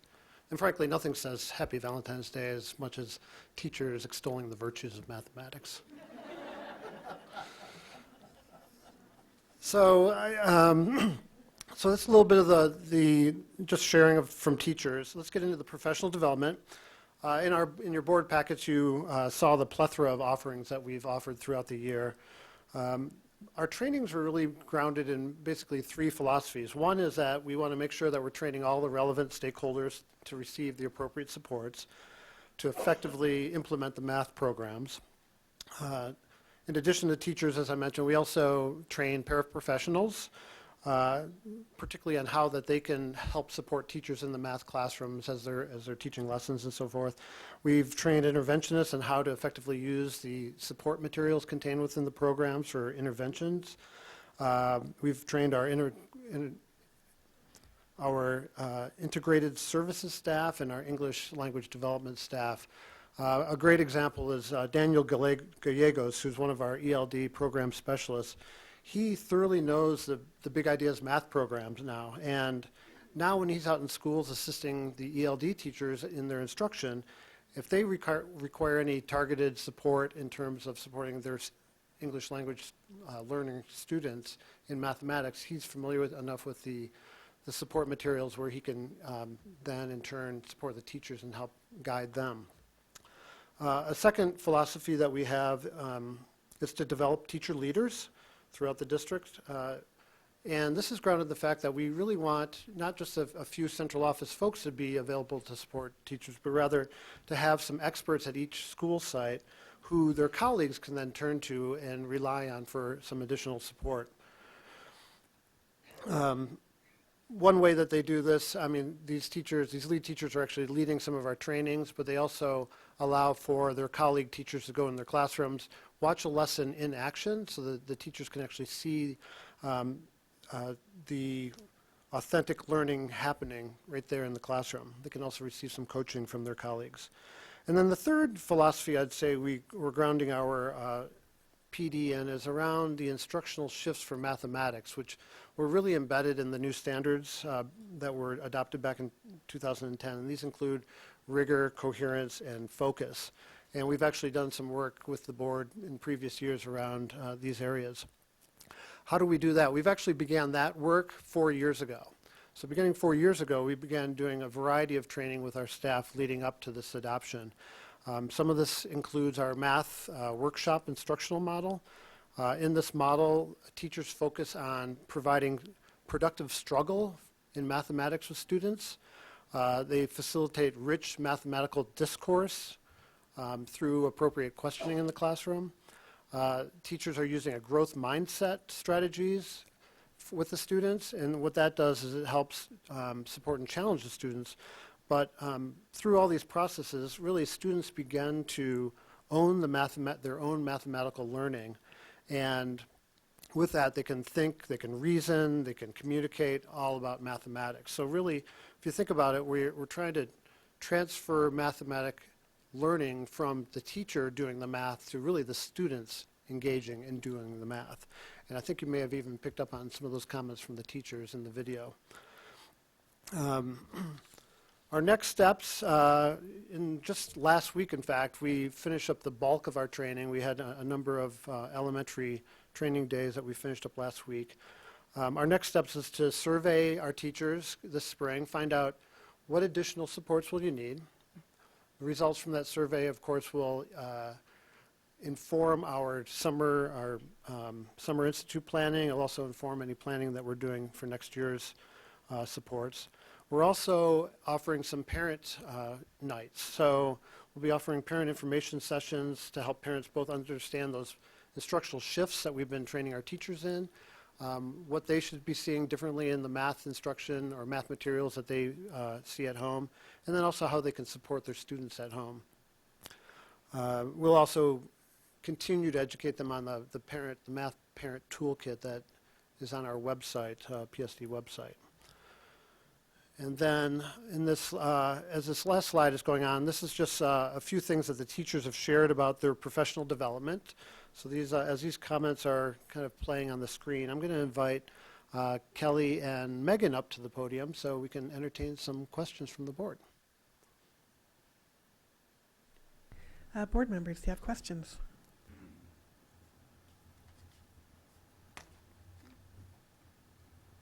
Rob?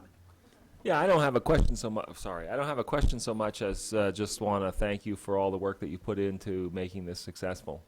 I've heard positive things from parents and teachers and whatnot around the math adoption and the work that you've done. So thank you very much. Great, appreciate it. Other board members? I guess one of the things I do want to say, and it's not really a question either, is you might have noticed out in the lobby there are which subjects, Robert? We have out in the lobby, we're engaged in some adoptions. Every year we do some adoptions. Mathematics was a major adoption. It touched every student from kindergarten through Algebra 2 in high school, so that was big.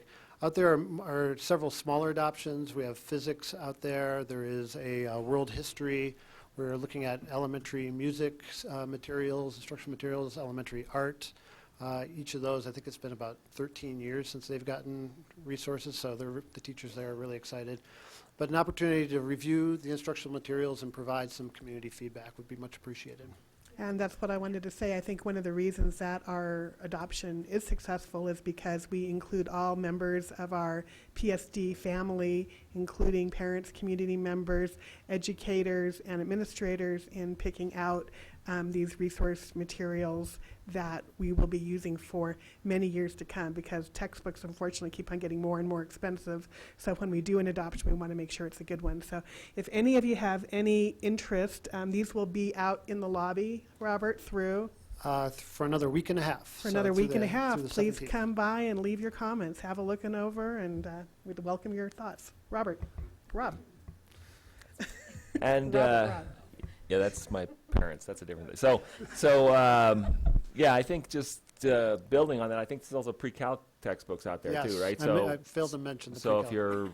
you're if you're here for the math and you want to learn more about what we're doing going forward beyond the Algebra 2 and trig stuff, pre-calc textbooks out there. Oh, Carolyn has a question. So this is just, I'm just wondering, can you tell me what prescribed math kids have to take before they can start taking electives?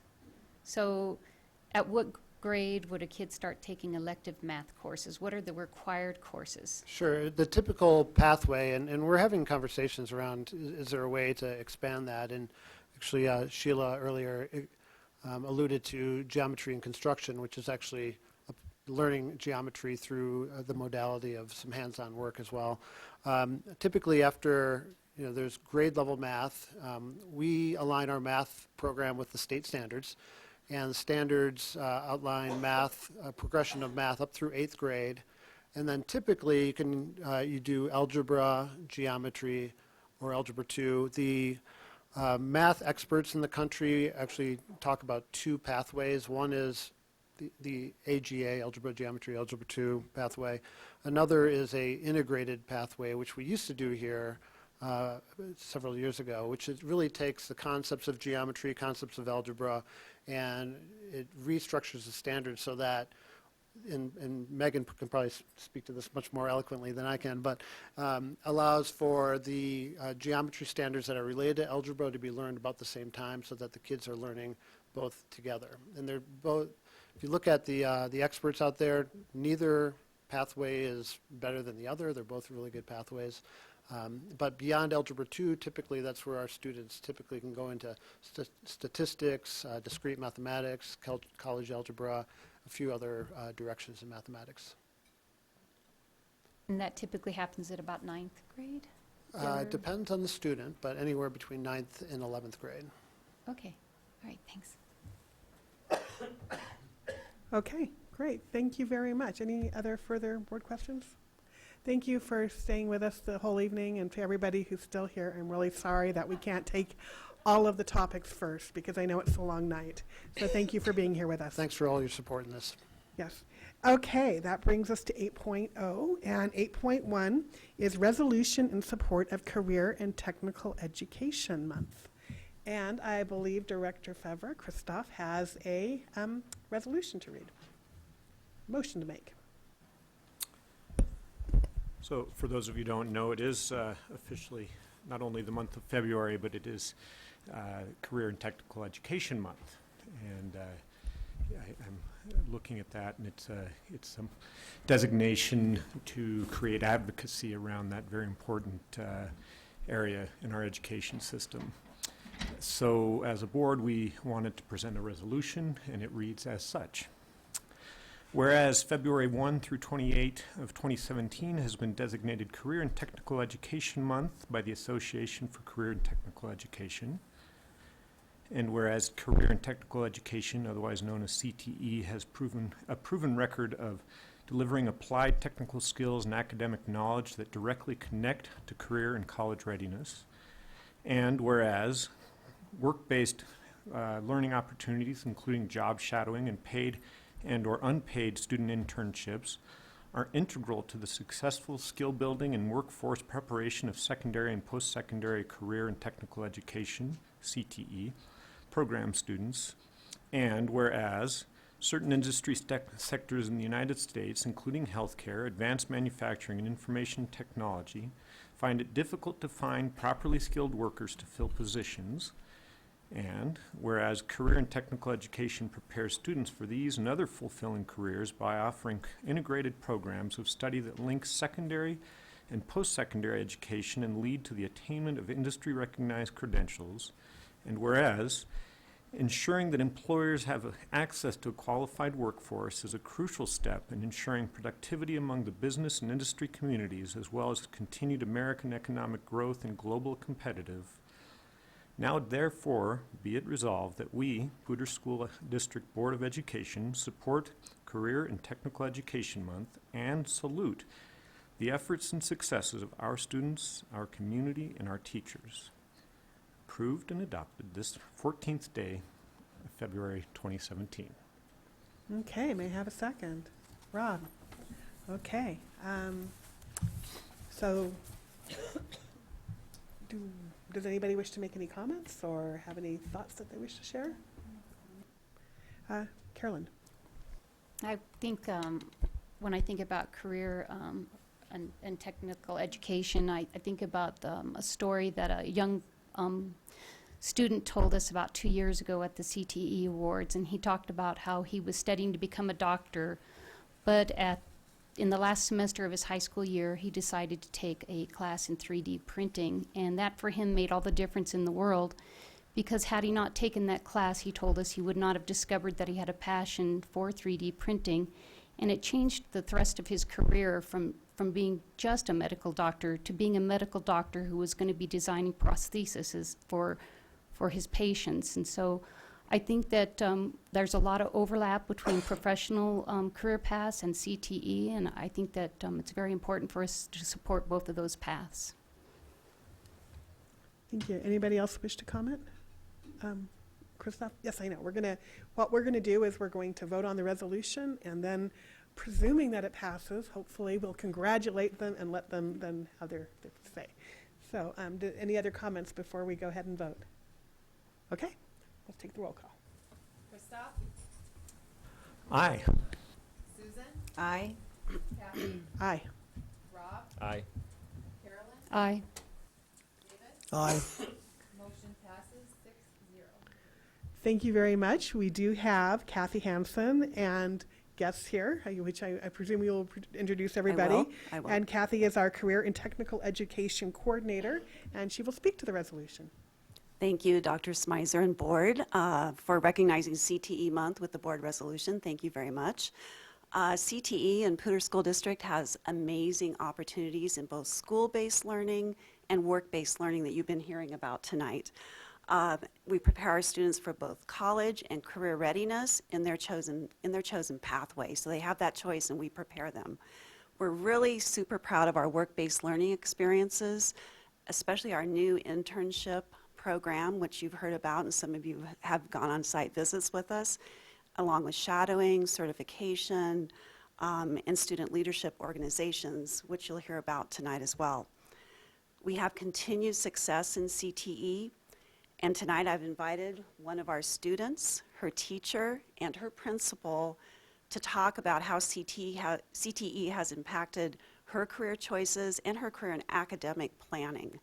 So I'd like to introduce tonight Kelsey Mauk. Come on up, Kelsey. She is our rock star family and consumer teacher from Rocky Mountain High School. She also teaches teacher cadet. She has her students here in the audience tonight. And Kelsey's going to introduce her principal and her student. I think you're going to be pretty impressed with our students' accomplishments tonight. So again, thank you for the resolution. Kelsey? Hi, as Kathy mentioned, my name is Kelsey Mauk. I'm the lead family and consumer sciences teacher for the district, as well as teacher at Rocky Mountain High School. And I'm just here to thank all of you for passing this resolution tonight on behalf of the over 50 career and technical educators in the Poudre School District. As a product of both career and technical education in the school district, Ms. Gutowski was my first career and technical education teacher back in 9th grade at Lesher, and then through Poudre High School as well. I took a lot of career and technical education classes and found my passion as a career and technical educator, and hopefully passing that on to my teacher cadets as well. I just wanted to speak really briefly about how important career and technical education is for what Ms. Reed talked about the authentic hands-on learning experiences that our students are getting, whether it's through business and marketing, family and consumer sciences, ACE, PACE, or our technology, tech ed and engineering classes. It's just so important that these kids are out in the community, making connections, getting that authentic experience, making sure these are the careers that they want to fill, as we find a lot of gaps in technical training and skilled trades and different careers that our classes are preparing our students for. I just feel so blessed because at all of the conferences we go to, Poudre School District really is setting an example for other districts around the state for how we are approaching career in tech ed. So thank you very much. I'd like to introduce Mr. Woodall as a very supportive administrator within career in tech ed, and he's going to explain why our student is here tonight. Yeah, thank you so much for having us here. I'll tell you, my job's pretty easy. I get to support amazing professionals like Kelsey who are very committed to this type of work and introduce amazing students like Molly. I did take a few fashion risks. I got to tell you that I'm not very fashion forward, but it did not feel right to introduce Molly in khakis and a blue blazer. So, what do you think? I like it. Yeah? All right. Some public comments on that later might be worth it. I will tell you that every high school has talented students. Every high school has passionate students. Every high school has humble students. But it's rare when you have a student that combines all three of those attributes as well as Molly does. Tremendously passionate individual with incredible talent, yet stays incredibly humble, which you'll see here in a little bit. I've had the privilege, as many of you have, of watching her just really walk in and out of the building is often entertaining for me, just to see what's out there. But also just see her on Project Runway Junior. I asked my daughters, who've been watching all the time, about Molly. And they said, Molly is so awesome and down to earth on that show. I would be so embarrassed if any of the other kids on that show went to Rocky, right? But not Molly. My second daughter chimed in and said she's just awesome, has her own style, but is always kind to everyone else on the show. So people are taking notice, Molly, of the way you carry yourself. Another great example of humility, Molly has an opportunity coming in March, I don't know if she'll speak about this, to speak at a young women's conference. And she described it to a counselor as, I'm one of the two speakers with some swimmer. That's how she said it. Well, the some swimmer is Missy Franklin, who is doing the opening remarks, and Molly is doing the closing remarks. Another example of her humility. So we are very proud to call Molly a Lobo. We're very pleased that you walked into our lives last year and are continuing on your journey, and I would encourage you all to remember this name, and if you get a chance, take a picture with her or get an autograph, because she is going places, and we are very proud to have been a small part of her journey along the way. So it is my honor to introduce the amazing Molly O'Brien.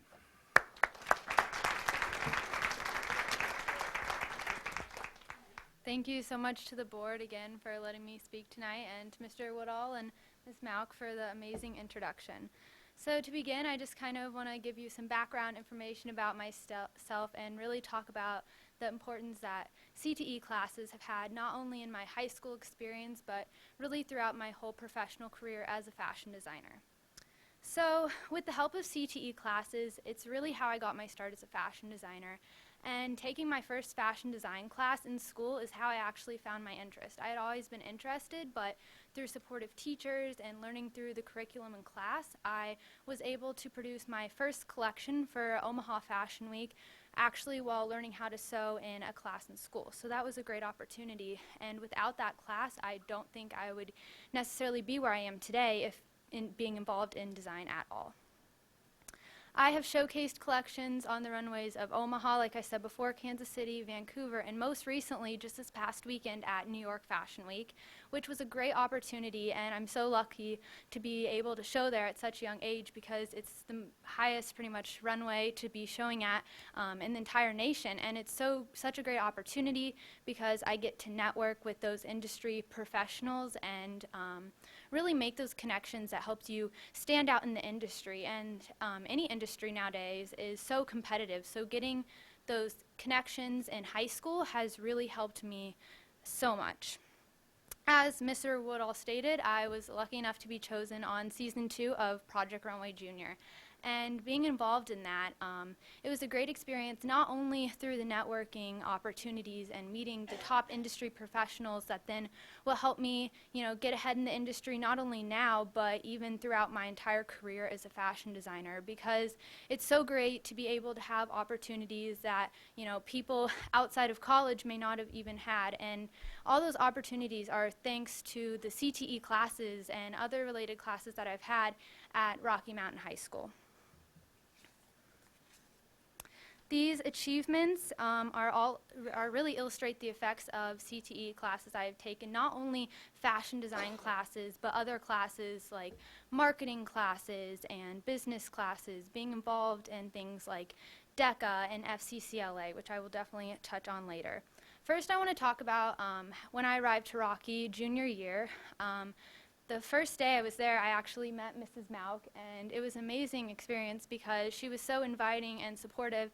And immediately when I walked in, she wasn't the teacher who necessarily taught fashion design, but she really explained to me how important that CTE classes are and how she was impressed with what I've done, but really talked about, being involved in other aspects of it, like joining FCCLA, which is the Family, Career, and Community Leaders of America, which really promotes education and family consumer science related classes beyond the classroom, and getting to utilize things like speaking to a panel of judges and creating a business plans and aspects like that during high school. So during my first time walking to Rocky Mountain High School, I really had that sense of it feeling like a home, just because of how important and supportive that the entire CTE community is there.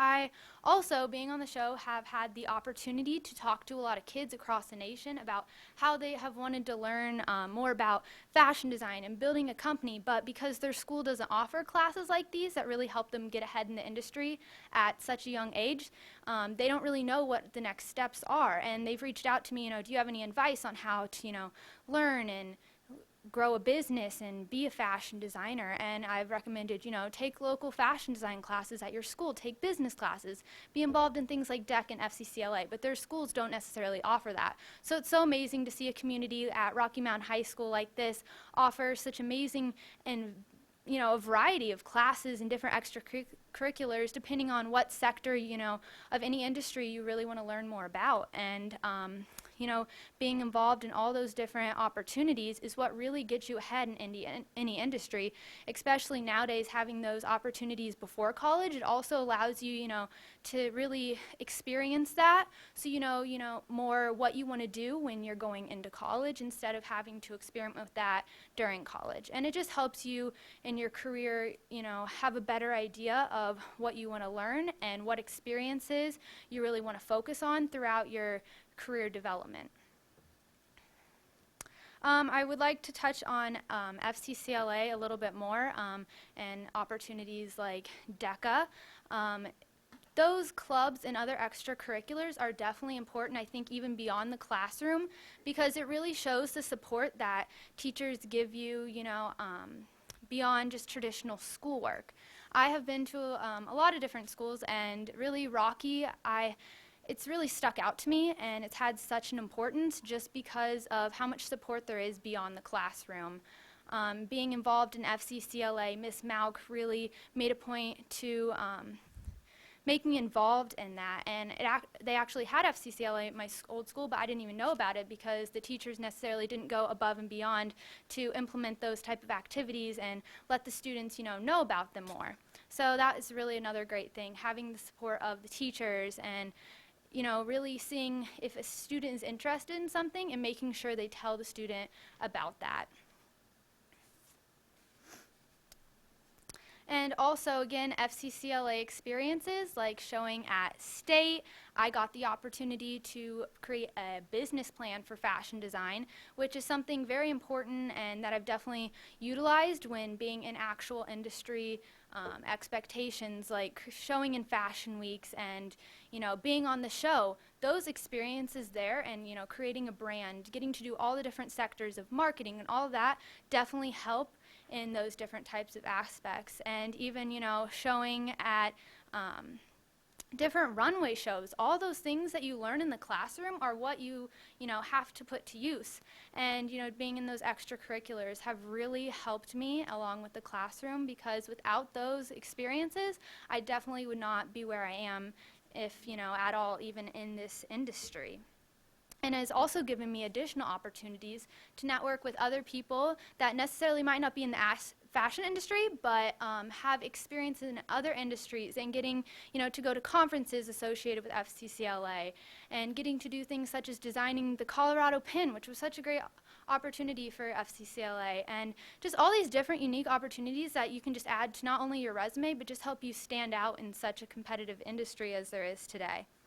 I even remember during the audition process of Project Runway Junior, we had a lot of different interviews, and they actually told me once, like, you need to be more relaxed and chill during your interviews because you act too professional. We want to see, you have almost too good interview skills. So it was kind of funny, and actually right after FCCLA is when I started the interview process. So it was just definitely cool to hear, people in the fashion industry compliment me on that. And that was all thanks to FCCLA and the guidance of Miss Maug teaching me all those things to prepare for that. So as you can tell, I would not be where I am today at all, even necessarily in this career that I'm involved in today, without career and technical education classes that have helped support in my career dreams. Before I conclude, I want to touch base on also how important it is to have such a supporting community at the school to help support your career dreams. And really what's been so important to me these last couple weeks was when I got invited to New York Fashion Week. Like I stated before, teachers at Rocky really helped the students outside and beyond of the classroom. Miss Mauk and my counselor at Rocky, Miss Madden, along with Mr. Woodall, really helped me come up with fundraising opportunities so I didn't have to turn down, New York Fashion Week because of, financial or time constraints, and really helped me come up with ideas on how I can make this a reality, especially because it's such an important part of my career and something necessary that, would really help me stand out, especially in high school. So again, I want to thank Mr. Woodall, Ms. Mauk, and the board today for letting me talk to you, and I am open to any questions if you have any. Thank you.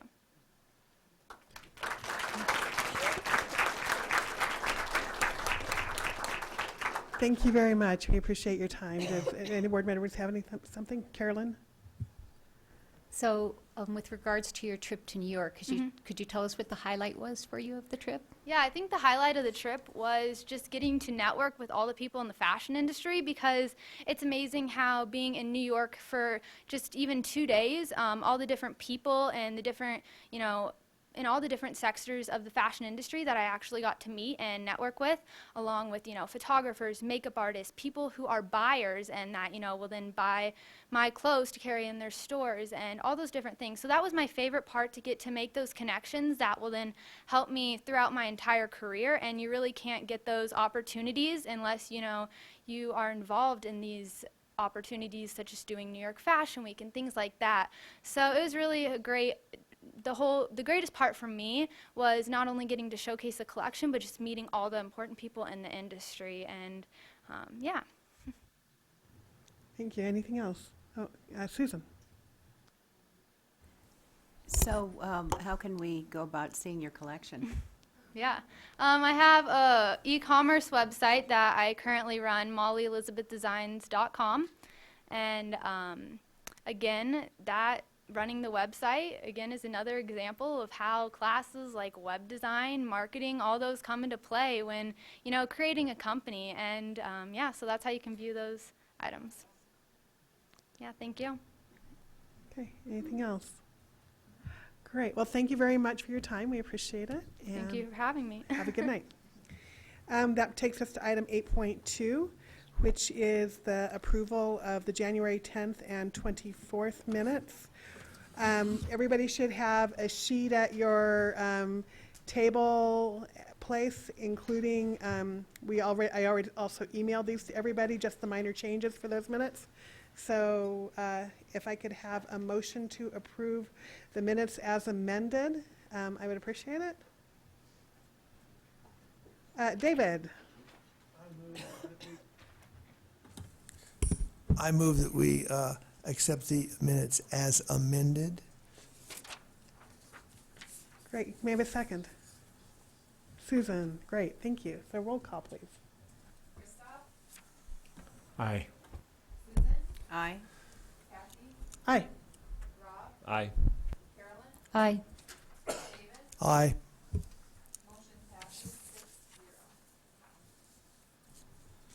Great, thank you very much. And that brings us to 9.0 discussion items. The first item we have is a Medicaid follow-up. As many of you are probably aware, this has been a hot topic of conversation for going on a year, I think. The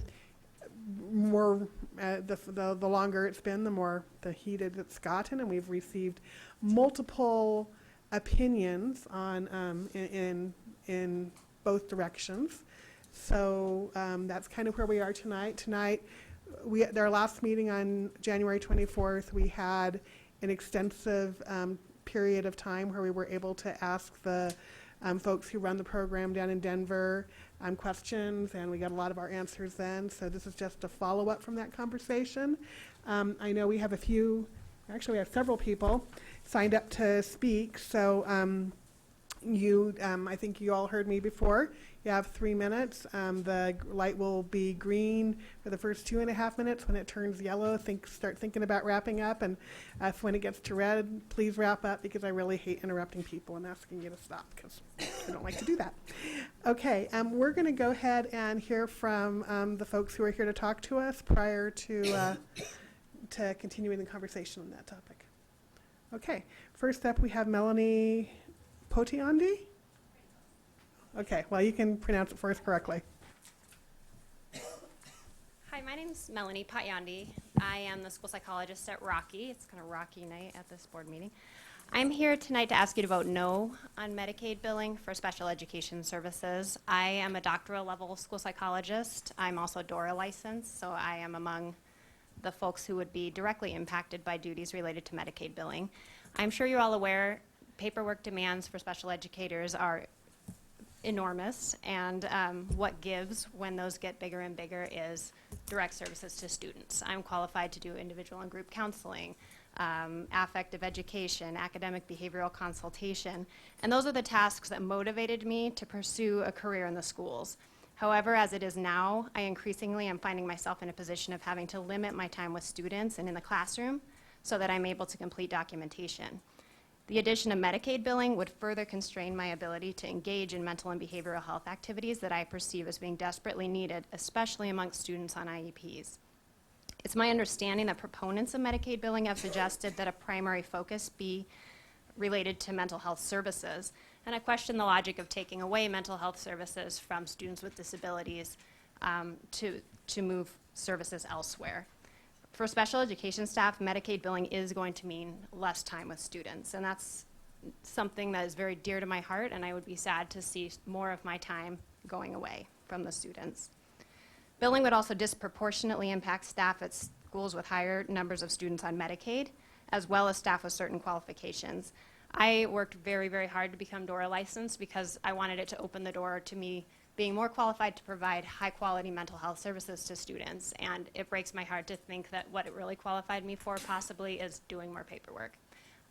Because many school psychologists, except for those who took the extra steps to be DORA licensed, wouldn't be Medicaid billing.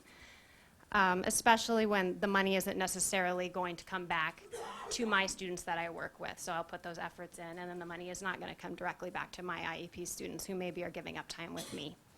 Finally, I'm fundamentally opposed to efforts to superimpose a medical model onto public schools. We're in the business of education, and we're not doctors. Our goal is to identify students' strengths and build upon them for academic gain, not to pathologize struggling kids. For special education students, we use educationally identified disabilities, not ICD or DSM diagnoses, because that's appropriate for school. They have the chance to give up their IEP diagnoses when they leave school. Medical diagnoses are a whole different thing, and I don't think diagnosis and treatment are what public schools are about. In considering Medicaid billing, I hope that you, the board, will please weigh the impact that it might have upon our community of special educators, and more importantly, on the vulnerable students that we're working with. I can't support policies that stand to diminish our time with kids, which is the #1 reason that we're all here. And I know that you share this value. Thanks. Thank you. Next up, we have Alyssa Mullet.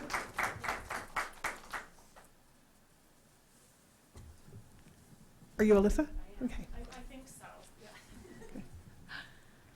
Hi, I'm Alyssa Mullet, and first of all, happy Valentine's Day to everyone. I can't think of a more romantic setting than under this, flattering light. But so I am a new speech-language pathologist here in Poudre School District. I came from Cherry Creek Schools, where I was there for over 13 years and had been in the Denver metro area doing primarily educationally based speech-language services before then. And forgive me, I'm a little nervous and I had a lot of sugar today. So, I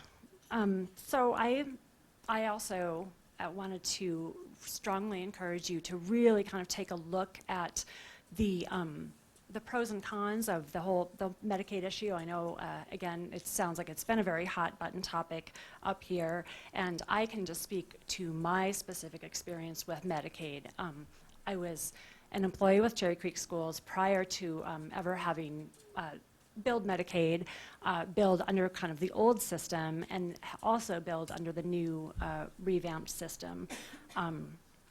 And I can speak to my own experience. I also was a member of the Speech Language Advisory Committee in Cherry Creek, and so can speak to the feedback that I received from many of my peers there as well. It took me, on average, with the new kind of streamlined and improved Medicaid billing system, approximately 2 to 3 hours a week in a 0.5 position, and so a 0.5 caseload, and the caseloads in Cherry Creek are lower than they are here in Poudre. So it was a pretty significant portion of my time.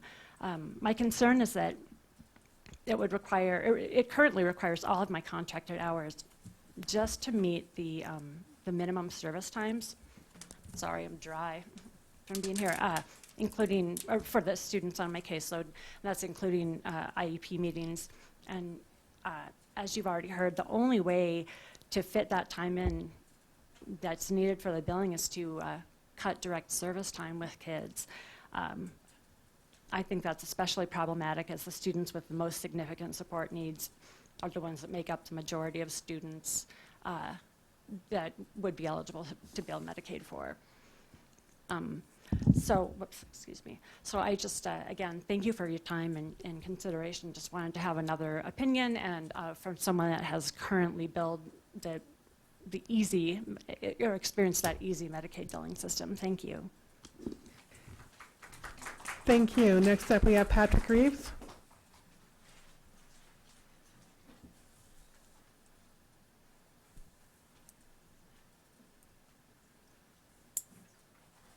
Good evening, Dr. Smyser and members of the board. Last week I submitted a follow-up letter that presented a myriad of reasons why Poudre School District must reject the proposal to require special service providers to bill Medicaid. And tonight I would like to highlight a few of those points, as well as echo some of the points that were made here earlier. First off is that Poudre School District is not a medical facility. We do not work on a medical model. And we frequently explain to parents and families the difference between an educational model and a medical model of service delivery. Billing Medicaid would shift the focus away from the priority of students' education toward a medical emphasis on services. Second, requiring SSPs to bill Medicaid would put the schools and SSPs with the lowest income students, the highest needs, and the fewest resources at the greatest disadvantage compared to schools with very few Medicaid qualified students. This is yet another example of how billing Medicaid would capitalize and disadvantage our most vulnerable student population. Finally, the representative at the last board meeting that presented on financial projections of billing Medicaid answered a question about whether billing Medicaid in the schools would limit outside services, and she said no, it would not. But that is not accurate. According to the Speech Therapy Outpatient Fee-for-Service Billing and Policy Manual from the Colorado Department of Health Care and Policy and Financing, under member limitations, there are several limitations, but I will highlight just one that I believe would be the most impactful, and that is eligible members may not receive both rehabilitative and habilitative speech therapy services on the same date of service. And just one example of this could be an individual with an acute swallowing disorder. That student could not receive rehabilitative swallowing therapy on the same date that I provide habilitative speech or language therapy. So if they were receiving swallowing therapy 5 nights a week, they could not bill for both my services that might be twice or 3 times a week and their swallowing therapy from an outside provider. So these are just, and imagine the services that would be provided in addition to occupational therapists, physical therapists, psychologists. And so these are just a few of the reasons of the very long list of logistical issues that our district would be facing under the proposal to bill Medicaid. So I urge you, Dr. Smizer and the Board of Education, to not allow public pressure for pennies on the dollar to negatively impact the quality of free and appropriate public education for individuals with disabilities. Thank you. Next up, we have Trish Atherley.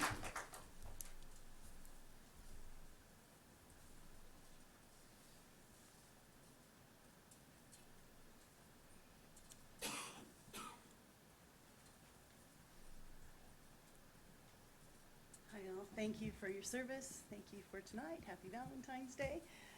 I've spoken to you recently regarding this matter and have expressed my concerns and my hope that you will carefully concern the ethical issues that many of my colleagues tonight have spoken about, that we've spoken about before, and that I know that we've written to you about. I wanted to make just a couple points of clarification from the last board meeting when Jill Matthews spoke and Shannon Huska presented. And so Shannon Huska was the presenter from the state that was the administrator for the Colorado School Health Program. And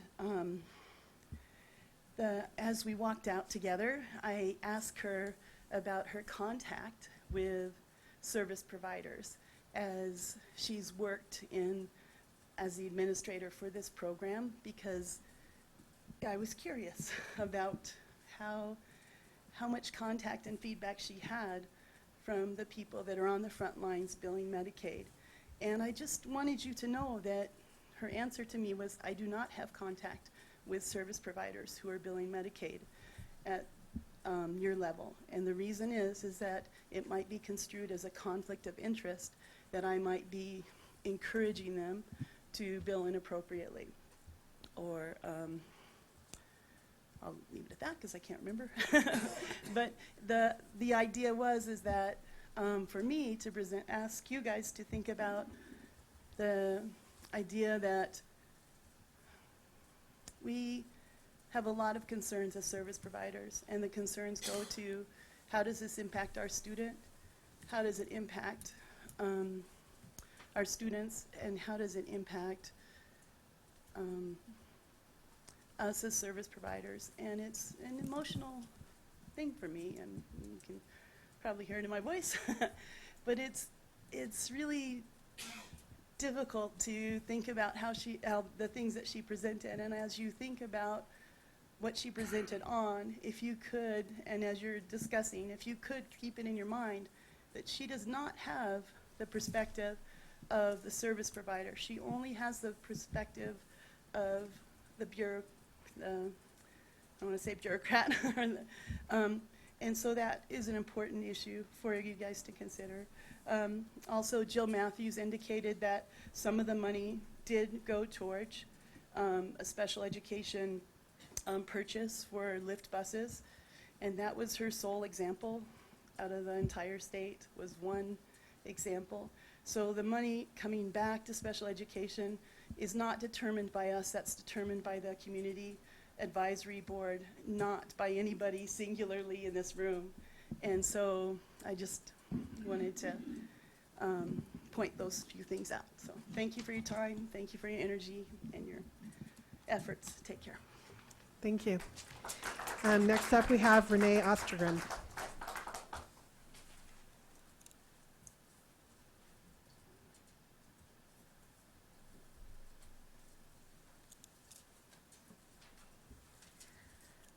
Thank you. I didn't come with the intent of speaking tonight, but just had a couple things that I wanted to be able to share. And I have been with the district, this is my 27th year working with students with disabilities, and very passionate about that work. And I really felt a need to, for one, just tell you guys thank you so much for all, I know you've put forth a lot of time, consideration, effort on this topic.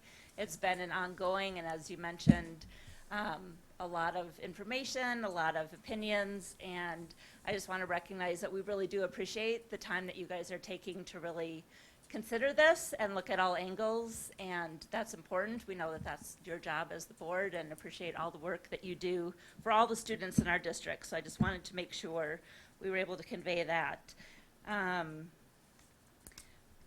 I've been in the district, like I said, for 26 years. I have a son who is a senior this year, and I guess part of his career, NPSD, has kind of made me reflect on this in the sense that when he was very little, he asked me when we were going to have Ed over for dinner. And I was really trying to figure out who he meant by having Ed over for dinner. Well, it turns out he said, well, all you do, Mom, is talk about special ed. And if this Ed is so special, why can't I meet him? And so yes, I talk a lot about special ed, and we all have lots of special eds, and that has always kind of been my driving force, is wanting to give a voice to a lot of our students who are a small percentage of our population, but who might not have a voice of their own. And I say that because I believe in our roles as embracing inclusion and doing a lot of inclusive practices in all of our buildings and across our district.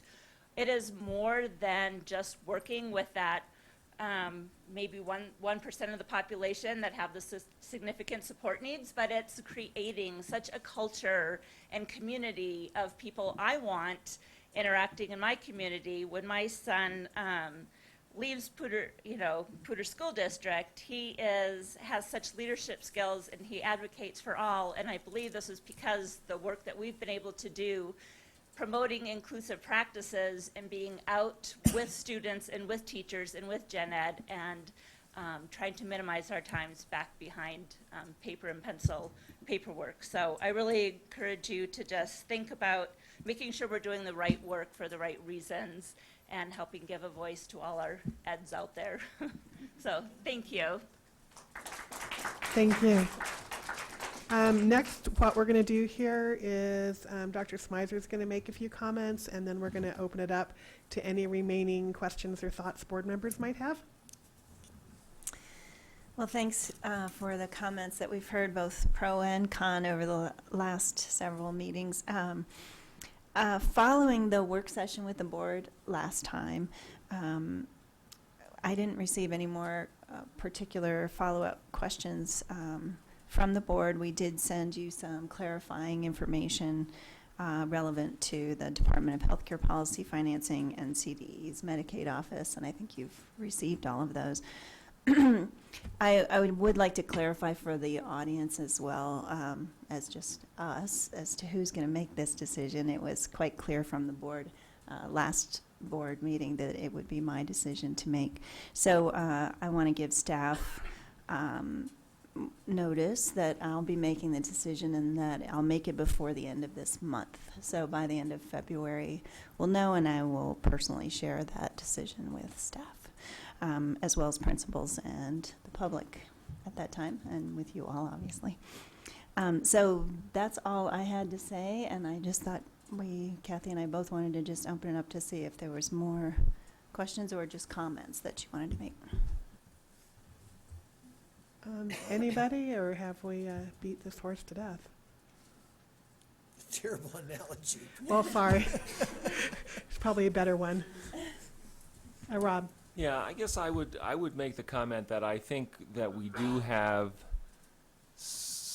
while there are still some open questions in terms of details and whatnot, and certainly differing opinions on what is required and what is not required if we were to go forward with this, I believe we have sufficient information. Certainly as a board member, I feel like I have sufficient information to understand the issue, all sides of the issue, and I hope that, in order for, I mean, I understand it's your decision, Dr. Smizer, and I'm not trying to change that, but I am saying that I don't think we need to go find more details at this point. I think if the decision is made to go forward with this, there will be more details that need to be worked out, but the broad understanding is there, and I think we just need to go forward and make a decision, and then do whatever follows from that decision. Other board member comments? Christoph? This is purely a reflection. As we have been receiving emails and hearing comments, I think the glaring question that comes to me is we're getting a huge number of emails and they all seem to be community members, service providers outside of the school district. And we're getting all sorts of emails that are seeming to come to us that are against the motion, and they seem to me, I tried to go back and review this, so this is not factual or alternatively factual. They seem to be against, and it strikes me that there must be something. These are two sets of people that are working so hard for our students. So what's missing? Why are we not communicating between these groups? And that may be something that has to be asked no matter what our decision is. And at the end of all this, is there a way to get a better sense of collaboration between these teams that are working together? And I'll just put it out there and leave it at that. So, David?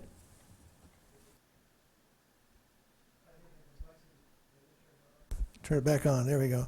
I think the complexity of this issue makes it utterly appropriate to have Dr. Smizer look over everything and reach the conclusion that is best for the district. We have, as I've looked at the mail, we have the yes, do it faction. We've had the no, don't do it faction. We've had the yes if you do it this way, but no if you do it that way. And we've had the group that's the other way. No, not the first way, not that way, the other way. And so it's got great complexity to it. And there's going to be both positive and negative impacts of whatever decision is reached. So I think it's appropriate that Dr. Smizer, who is our administrator, who is the person who is responsible for day-to-day operations, to make the choice to weigh the options and all of that. Thank you. Any other comments? Okay, well, there you have it. I have to say this has been a long journey, even for the board. I know it's been a long journey for the community members who think that this is a no-brainer, we should be doing it. I know this has been a long journey for the service providers who are really frustrated, thinking that we're trying to get them to do more work. I will assure that to all of you that board members have gone above and beyond what board members even would normally do in order to make sure that every stone was turned over in this process to try and get at the root of all the facts, how this process works. All I can tell you is I don't know that anybody knows for sure. I do know that we've done the very best possible job that anybody could do in trying to uncover these facts. So I know that somebody's going to be upset with whatever decision gets made. This, in our governance model in our district, this is normally a superintendent decision. It's not like we're kicking it off and saying, "Oh, this is a hard decision. You make it." That's not our job to do. It's actually Sandra's job to do. So. I think we will all look forward to hearing from her before the end of the month. So thank you for hanging in there through this long evening and this long process with us. We appreciate it. Okay, that brings us to our next topic, and that is 9.2, Long-Range Facilities Plan Implementation. We do have one community member who is here to speak on that topic. Do we have a presentation that we wish to do first? Okay. No, you can hear comments first. think we normally do the presentation so that they can respond. Okay. So who do we have here to speak on this tonight? Oh, okay. Danielle's over there. Yes.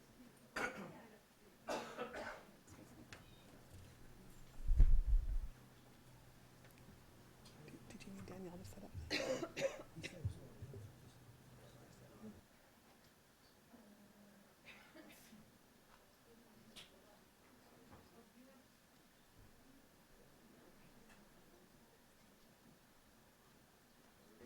And what we generally do here in these situations is we do the presentation first in order to allow the people who are here from the community to respond if they wish to the presentation within the comments that they plan to make. So we'll do the presentation, we'll allow any community members who are here who wish to comment to make their comments, and then we will have a board discussion conversation, and that's how we will proceed on this topic.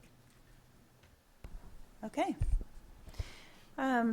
First, I just want to, again, every time we talk about this, we thank the community for their support. We know that it was a very close vote, and we appreciate every vote. And we are excited about the opportunity to design and build some new buildings for our students in our growing communities.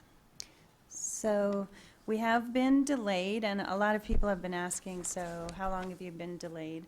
Obviously, we don't know how long litigation process will take to play out, but we do normally open schools for the new school year. So we don't typically open a new school in January, and it would be, I think, quite disruptive to families to do that. So our plan at this point in time is to move the opening date back by a year, because the way we operate schools is pretty much a year or nothing. And so at this time we are recommending a 1-year delay. So that would give us the opening dates of the Southeast Elementary School in 19, as well as the Zach addition, and then the 2 high school buildings with middle and high school sharing the building at 21 instead of 20. And that may also delay facilities improvements at existing schools, but we do not have those all mapped out in detail yet. We will be doing that, but we haven't done that yet. So let's talk about enrollment. We have at this, we always have 1- and 5-year projections as a district. We always have. And as I think the public is well aware, we did not hit our enrollment projections. And in a way, maybe that works for us because we are not growing as fast as we thought we would. And so this delay, I think, will not harm us in terms of opening dates being a year later. We are continuing to look at what happened in terms of enrollment, not just where was enrollment, but the impact of some of our charter school growth, both inside the district charters as well as outside. And we're looking at price points, permits, net migration, birth rates, all the things that we always look at when we are trying to anticipate projections.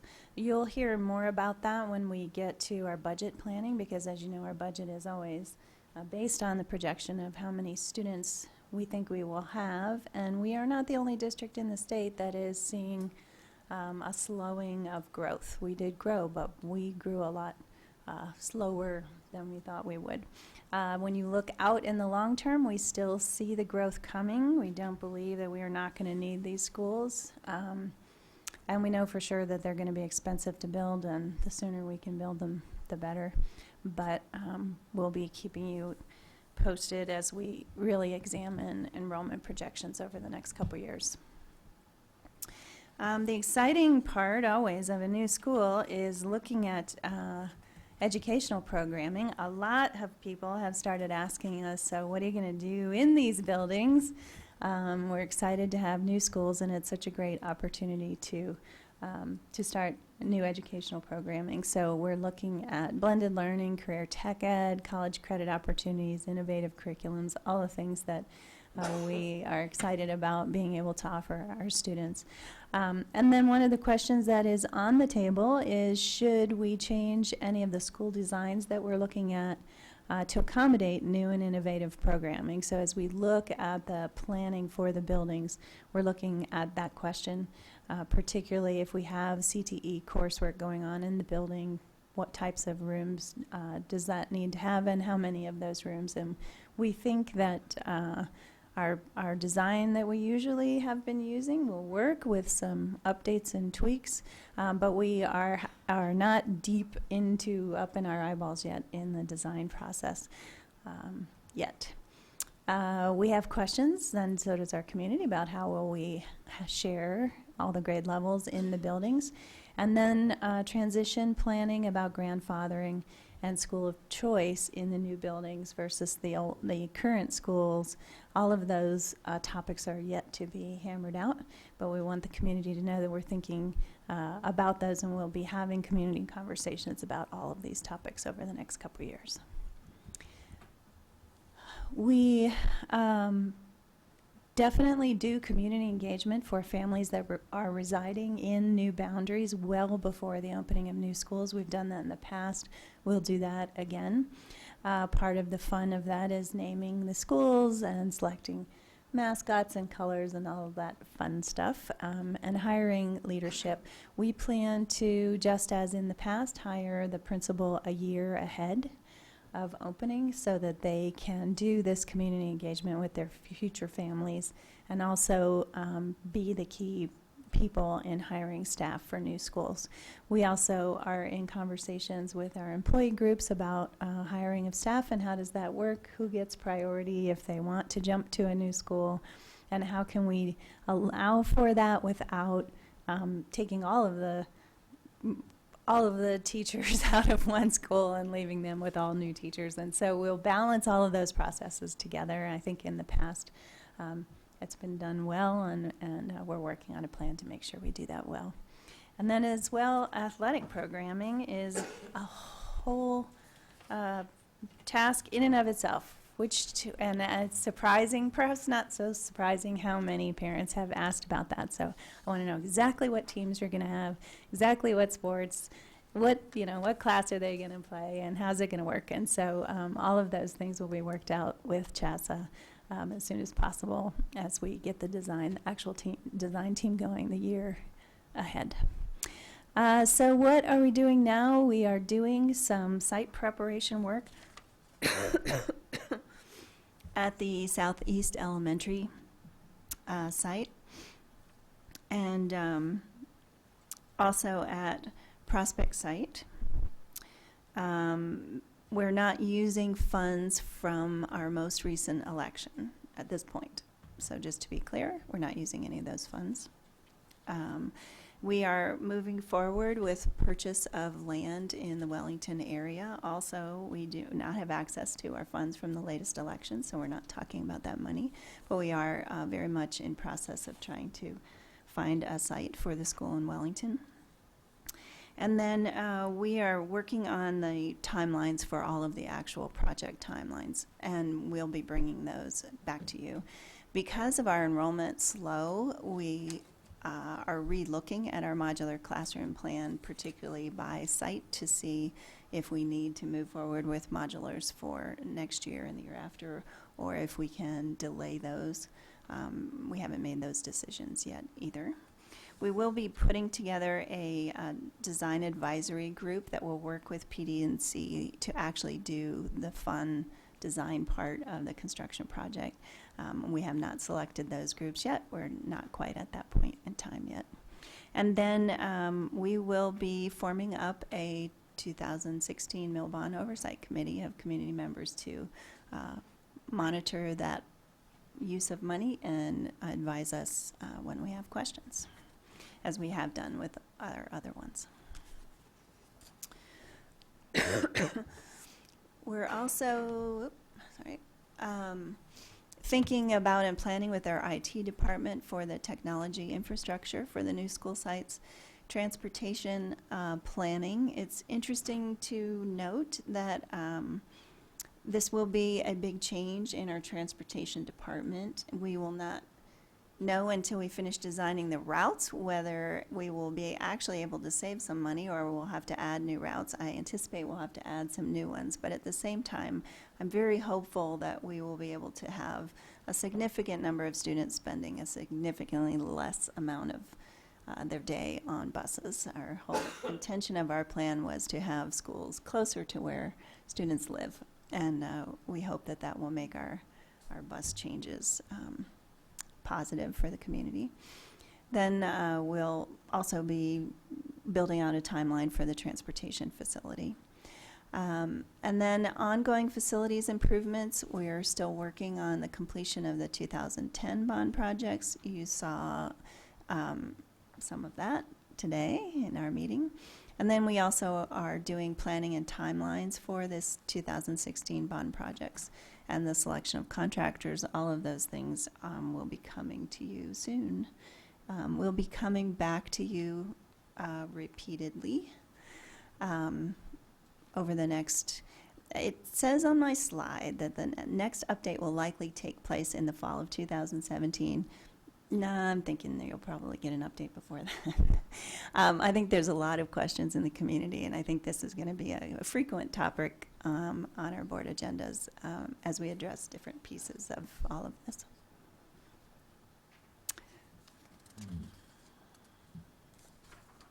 So questions? Board members, what questions do you have for Dr. Smith? Oh, no, Oh, not did you wanna- questions. yeah. We're going to let, we have one community member signed up to do comments, so Bill Worst. Hello, Bill Worst, President for Citizens for Sustainable School Funding and former Liberty Common board member for 7 years. So I've sat in your shoes as you discuss facilities. Reading tonight's board packet on the long-term plan for PSD, one thing is clear. The board has an opportunity to change the direction of its relationship with the citizens and the taxpayers they represent. Page 4 states litigation was filed that affects the implementation of PSD's 2016 bond. The litigation has delayed PSD's ability to issue bonds. As a result, it is recommended that the district delay the start of all new construction approved in the 2016 bond by at least 1 year. Mr. Sutherland's litigation is concluded. The litigations remaining are court cases filed by PSD. In the November 2016 election, the Fort Collins City Council and the Library District both showed how in Fort Collins, a path of transparency and openness with the taxpayers instead of litigation leads to an easy win. Since building will not start for a year, please consider going back to the taxpayers with a modified plan in November 2017. First, build lower cost buildings accommodating more students per square foot, like in Denver. Free up money for other needs. 2, include deferred and future maintenance in your plan. PSD purposely exaggerated deferred maintenance by over $400 million. The press caught you.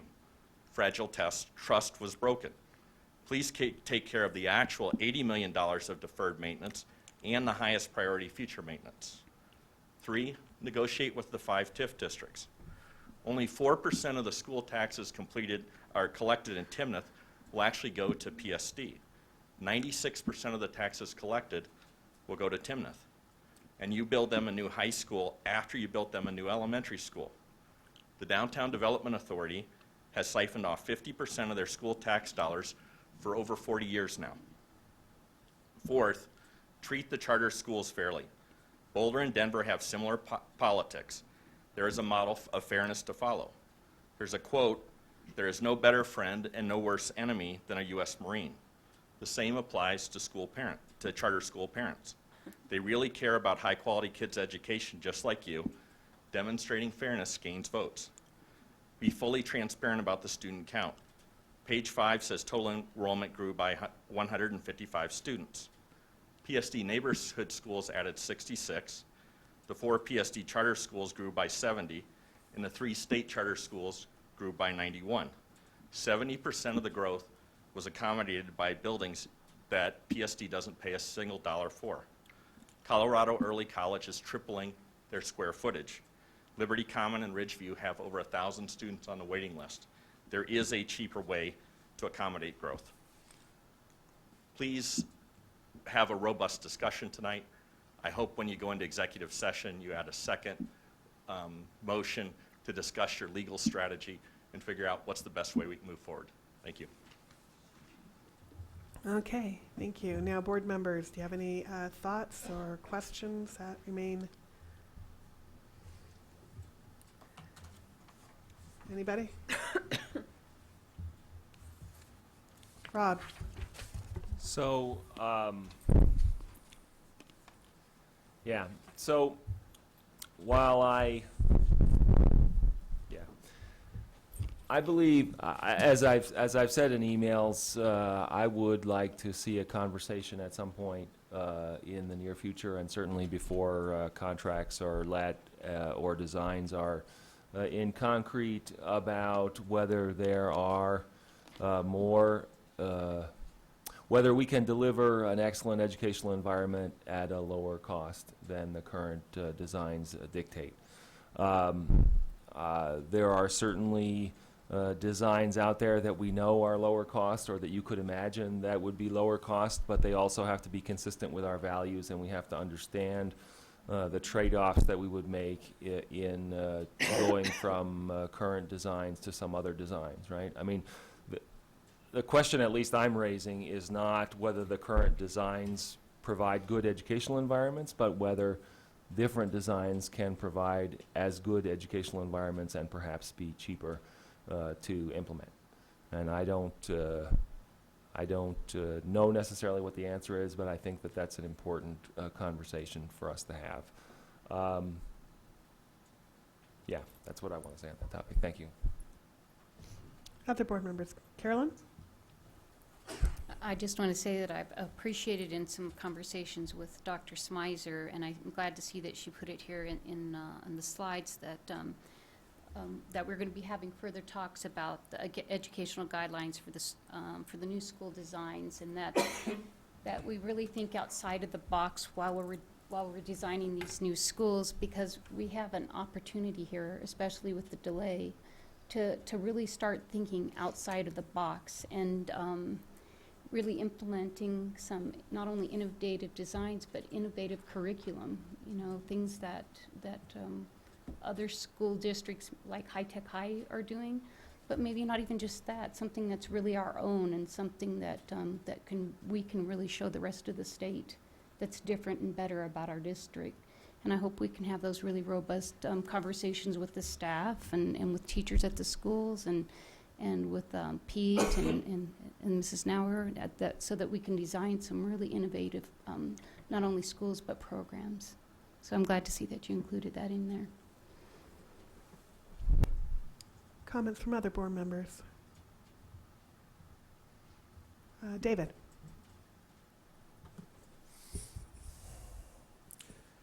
There's a whole range of issues in here, and I'm not sure.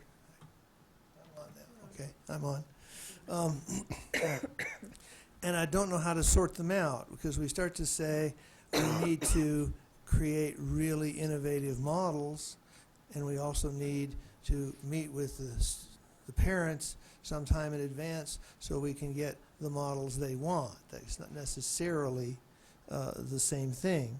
There's a call here for transparency on the part of treating charter schools fairly and be transparent and all of this sort of stuff. There's no better friend and no worse enemy than U.S. Marine. The same applies to a charter school. I thought we were all in the same district, and last spring at this time, when we were putting together the last bond, we got, we only heard from one charter school. It was Liberty. The Liberty charter had created a committee, supposedly, of all the charters, and would put in a joint request from everybody in the charter schools, and we only got the Liberty amount. And then what frustrated me is not so much that, is as it went from that point on, even to tonight, is the requirement of fairness, the requirement of openness, and nobody opposes those things, but they all have dollar amounts. And I have not heard in the last year exactly what we're being invited to do. We're being invited to follow a path marked by, fairness, things like that, whatever. And then at the end of the day, when we say that's where we want to go, then we may find out what the dollar amount is that is being requested. And it's probably not a fair thing to say, but I'm sure Donald Trump in How to Negotiate and all that sort of stuff, how to make the people commit to a principle and then stick them with a dollar amount later. I'm very cynical on this issue because I've watched it for a year. I've asked many people many times, how much money does Liberty Commons Friendship come with? The charter schools friendship come with? How much do I have to pay for that friendship? And I haven't seen any dollar amount on that. It's a call for us to commit and find out what the commitment costs later. So I'm kind of concerned also. I think we're trying to get a number of these decisions made out of sequence. I think we go through the litigation, we sort that out, and then we see where we stand financially, and then we go from there. And as the things that were listed up there, and we say what comes, what do we need to do here, what do we need to do there, and then address the issues at that time. I don't think we can address on the front end issues which are really to be addressed down the road. Thank you. Okay, any other thoughts? Okay, well, thank you very much, everybody. We appreciate your perseverance on this topic, which has now been occupying a large amount of our time for, a couple of years or so? Not over. Not even 2.5 close. years, I think? Okay. Well, that brings us to 9.3, policy review on the board superintendent relationship policies. So what I would propose to do is go through each of our board superintendent policies, or BSRs as they're called, and we will get, we will have a short discussion on each one, decide if they are still what we wish to be doing. So on 4.0, which is taking a minute to bring up here. BSR 4.0, the board's sole official connection to the operational organization, its management and staff, its achievements and conduct will be through a chief executive officer, CEO, titled superintendent, to the extent consistent with governing law.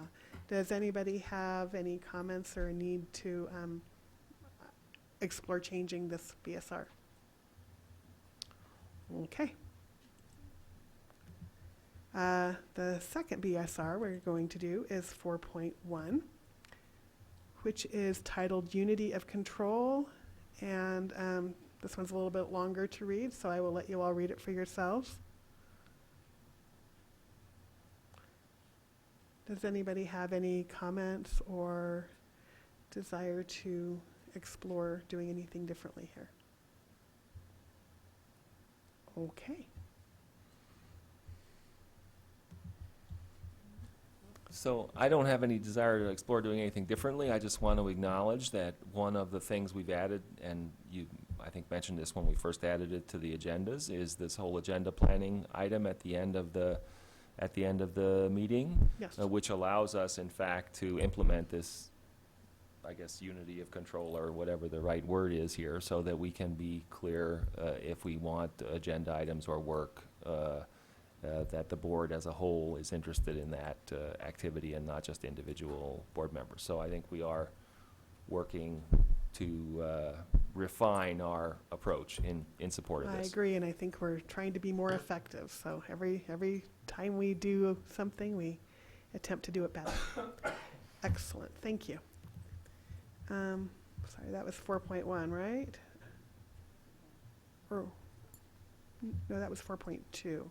So we're up to 4.3.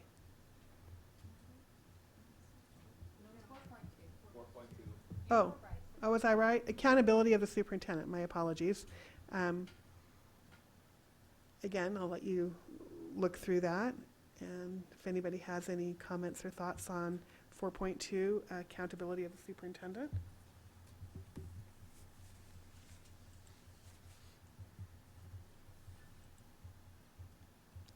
Okay, if everybody's good with that, I'm going to move on to policy 4.3, which is nature of delegation to the superintendent, which is, I think, the longest one of the BSRs, so definitely let you look through that one.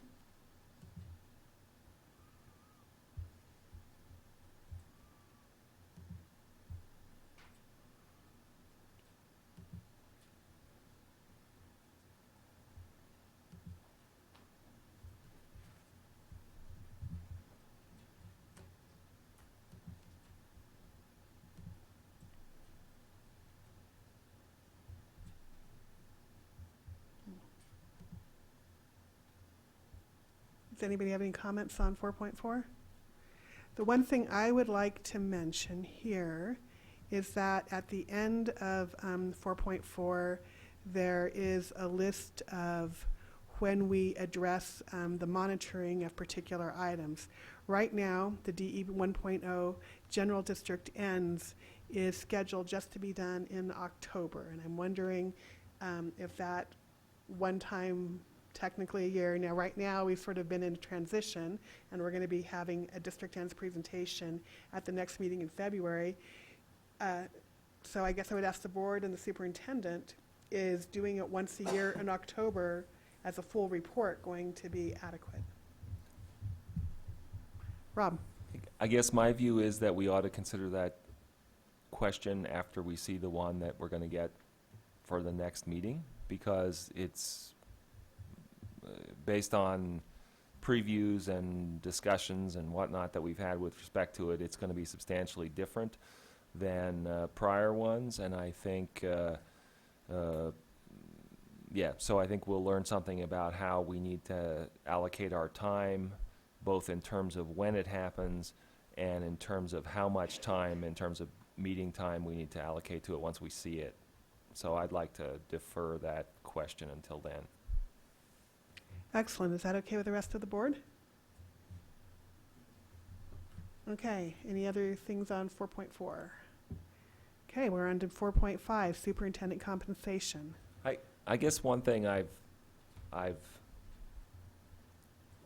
wondered about, and I don't know that I have I don't know that I'm advocating a particular answer to this question, but one of the things that's caused me to think about the way we handle the board reaction to monitoring reports is we've sort of done thumbs up, thumbs down, nodding, it's okay, it's, or whatever. Would it be more appropriate to have a vote on those monitoring reports in terms of accepting them, just from the point of view that they are, in policy here, one of the key metrics that we use to understand whether the district is being successful in implementing the ends that we've outlined. And again, I can see pluses and minuses to that, and I don't know how much time we want to spend discussing it here tonight. I'm not making a motion to do that or anything right at the minute, but it is something that's occurred to me, frankly. Yeah. Occurred to me periodically across time. We've sort of inherited the system, and it is certainly open for discussion and change, as are any of these policies, because we want things that are going to work for us and not for other boards. So, any other comments on that right now? Carolyn? So I just want to understand where you're coming from, Rob. So you would like to see, when we get the monitoring reports, that we either vote that yes, it meets or doesn't meet, so we give it a little more heft, right? That would be the thing I would consider, and that's the consideration. Okay. Okay, any other comments on that, or should we revisit this at a later time?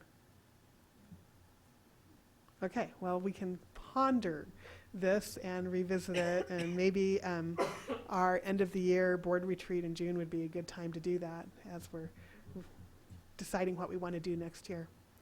Okay, 4.5, superintendent compensation. Everybody have a look at that? Yeah. No, we just did 4.4. Okay. Yeah.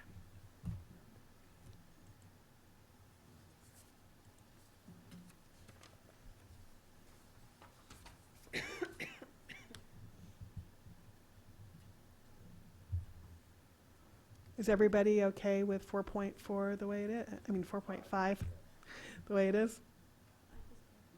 Yeah, go ahead. So it says here that the superintendent's compensation is, we should look at comparable school districts. Do we know what the comparable school districts are? Yes, and we actually asked that question last year, and in preparation for this round of superintendent evaluation, what I did is I contacted CASB, and the interesting thing is that they have a report which I was going to share with all of you when we got to that point, and since we're going to defer that decision until June at this point, I thought I didn't see any point in sending it, and now I can if you like. One of the things that I was cautioned about is that It's not a great report. Basically, it is a survey of superintendent salaries for districts in Colorado, but it's only a report on salaries. It does not include the entire compensation package, which needs to be looked at because superintendents often have additional items in their contract which would have value. So it's hard to compare apples to oranges. And the other thing about this report is it was done in 2014. So since we decided to defer that decision until June, I thought I would check with CASB and see if they're expecting a more current report sometime prior to then. So that's where we are on that. If anybody has any other resources they'd like us to investigate, we can certainly do that. One of the things that we do in our negotiations is we choose comparables, districts that we consider comparable to us, whether they're demographics or size, or it's usually a range of districts. If you wanted to do that, we could just reach out, HR could just reach out individually to those districts and get a copy of their contracts from comparable districts. If That I might be can a help you useful do thing to that. do. Shall we ask the HR director to do that sometime prior to June? Would that be okay, Vicki? Thank you. Okay. Any other thoughts on 4.5?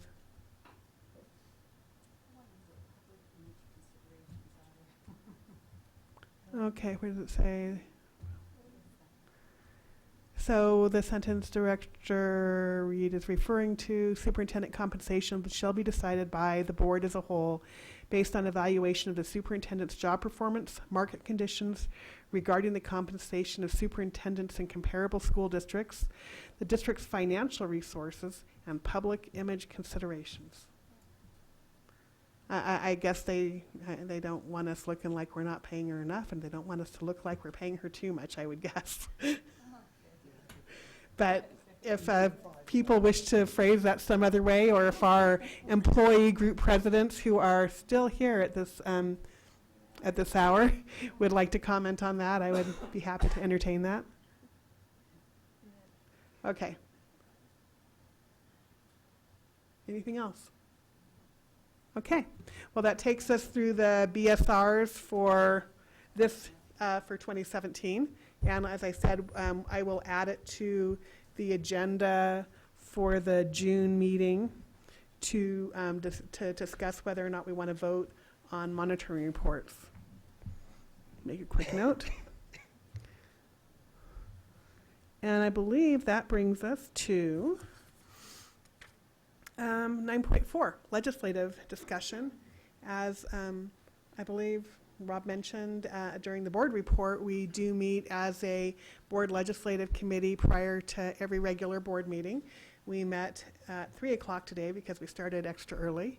And what we have been doing recently as the legislative session got underway at the beginning of January 11th, I believe, we have been tracking the bills related to education as they come up and deciding what position, if any, we wish to take on them, and then trying to go down to Denver and advocate for or against particular bills that we might have an interest in.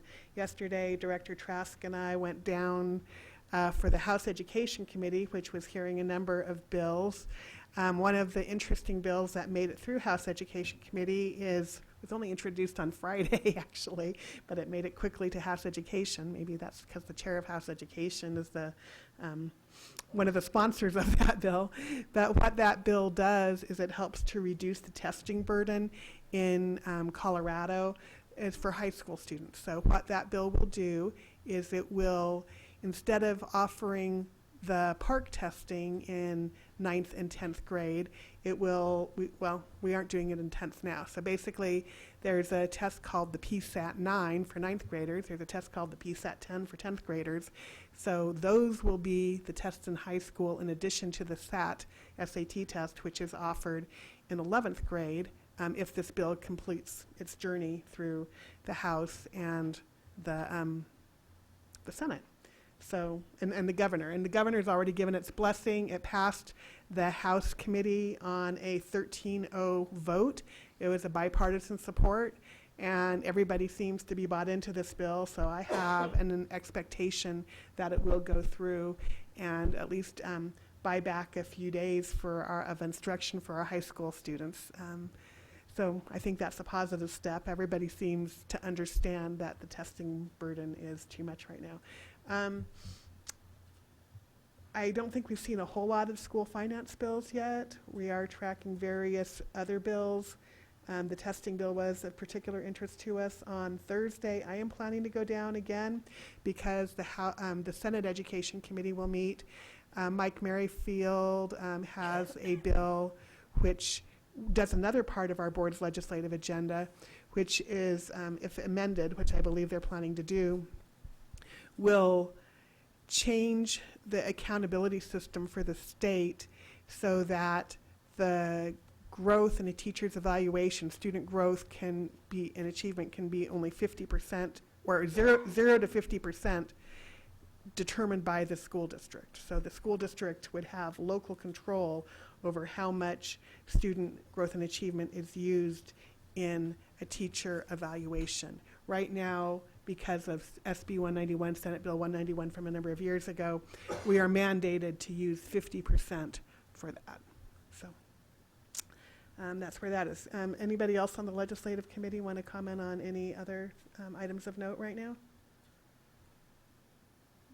Yes, David. I can't remember who said it at some point this afternoon, but apparently the new Secretary of Education is pulling out a lot of the already established guidelines on the ESSA bill. So we don't know where we're going with that. I don't know that that's true. I can't tell you what's being pulled, but that's the latest rumor I've gotten. Okay, any other thoughts on legislation? I will finish updating the spreadsheet that I'm using to keep track of things, and so that you guys can all have access to that. And if there's nothing else, I guess we will move on to, let's see. I believe we're at 10.0, and our new 10.0 is agenda planning because we switched 10 and 11. And I believe Rob has an item he wants to discuss. Yeah, pardon me. So as part of our attempt to be better at, what was it, BSR 4.3 maybe? I forget what BSR number it was. But basically as part of our attempt to ensure that, you know, we have that we're all clear about the agenda items that we want to see in future board meetings, and that we're clear that that we're clear that a significant, that a majority of the board is interested in hearing about those agenda items. What is this? Oh, okay. Oh, that's this. We talked a little bit at our December retreat about the processes we would use to get agenda items on the board docket going forward, or at least for process we would use going forward. And so I tried to reflect that that process in a flow chart which I put together. I don't know, Danielle, is it I asked maybe that it be available on the screen.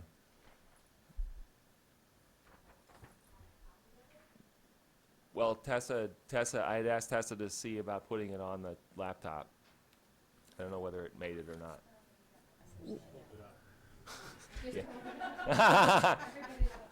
Yeah. Anyway, the point is.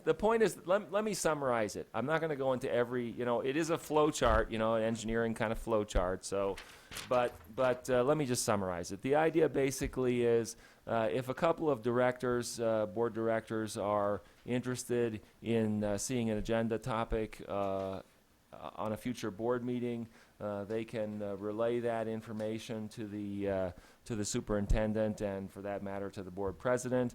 Those folks will discuss that in agenda setting, which they have on a regular basis. If the superintendent agrees that it's a reasonable thing to put on the agenda, then we'll get it on the agenda docket, if you will, which is sort of a document that we're using to keep track of what's gonna. Danielle's having fun over there. What's gonna be used going forward? If she feels like it might be too much work, or wants to ensure that the board as a whole feels that it should be on the agenda, then we can bring it to a discussion in our agenda setting element in our regular meetings and have a discussion and vote on it. And that's really the essence of this flow chart. There are some paths in this flow chart where if somebody disagrees, there's a way to get the board as a whole to vote on timing or on other things. But fundamentally, the idea is couple of directors are interested. If the superintendent agrees, it gets on the agenda planning somewhere. If the superintendent disagrees, then the whole board, or wants to get input from the whole board, then the whole board discusses it. That's the idea behind this, and I think that's what we talked about at the December retreat as well. I think that's what we talked about, and I personally didn't feel like I needed a flow chart, but I think you did a great job with the flow chart, so thank Well, you. And thanks. I think that you've described it well. I think that we have this is a new process for us, and I'm excited to give it a try, because I think it can help to provide clarity in our work. So, anybody else wish to comment? Carolyn? Well, since we're in agenda setting, I would like to recommend a topic for an agenda item. And what I'm, Carolyn, just before we do that, I Okay. want to hear that. Just before we do that, if anybody, is there anybody who disagrees with this as a method? Because if not, Thumbs then up. this is what we're going to do. I don't want us to come back later and say, oh, I didn't. Yeah, you're going to do the thumbs up as opposed to a vote.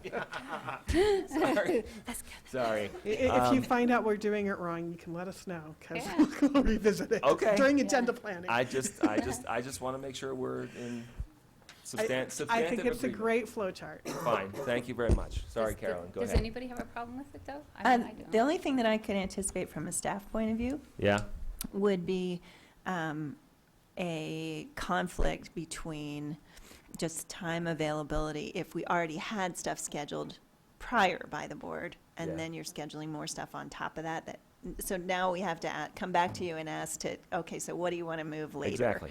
No question. And that's not in your flow chart, so it might be like a feedback loop in there or something. Well, I think that's part of the whole point, so that when we have a conflict of, your staff only has so much time and we want to know everything, then that forces us to prioritize and take a vote on it so that you aren't stuck in the middle, because I would personally not like to have 7 of us as bosses, so just I'm saying. Yeah, no, I absolutely acknowledge that things that are on the agenda docket, there it is right there for those who want to look, things that are on the agenda docket may need to be moved if other things are added, and that's right, and so I'm entirely comfortable with that comment personally. Thank you for the fine screen work, Danielle and Christoph. I will say that I think he does have that covered in the flow chart if you go through it carefully. So there is a feedback loop there for scheduling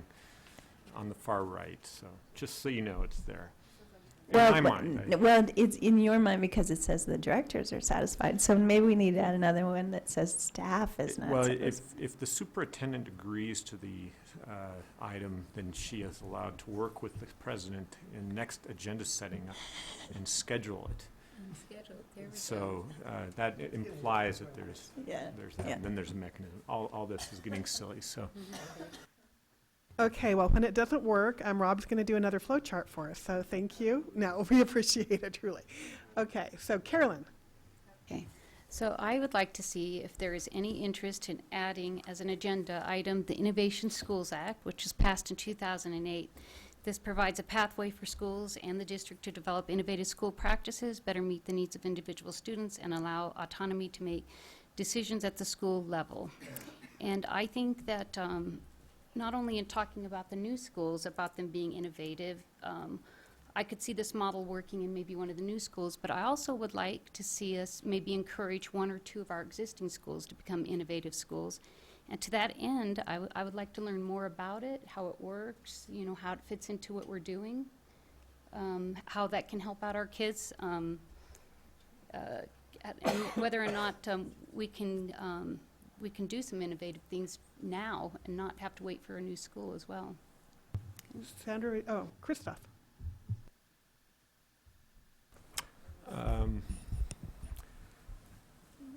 I wouldn't mind looking at the website you're looking at first, but and I generally like the subject of innovation and innovative schools. I wouldn't also mind considering that as a broader subject, not purely that. Again, I don't feel like I know enough about it and I want to read about it, but I'd be interested in just studying all the mechanisms that are out there for us. And what I'm really referring to are, you know, how we interact with charters, innovation schools, the broad subject, not just a mechanism. So before I would have us diving into something of that nature, I'd want to consider what the agenda item might be. But maybe if I had a chance to look at that a little bit more, I'd have a better feel for it. So. Okay. Rob? Yeah, I do believe that it's actually timely to be talking about this whole question of schools of innovation, both because there have been some schools in the existing district who have expressed interest in this, and we need to, so I guess I'd like to understand the administration's perspective on that and the topic in general. But I also think it's very timely because we know of a charter school that's being put together now with some participation actually by folks in the district. People who are currently employed in the district, I mean, not the administration per se, but people who are employed in the district. As I understand it, they're doing it on their own time, so it's not that kind of an issue per se. But I guess my question would be, to the extent that those folks feel that they need to go the charter route in order to do the kind of innovations that they want to deliver in this possible new charter school, why is that? And why can't the innovations that are being considered in that context be considered within the context of the traditional school district?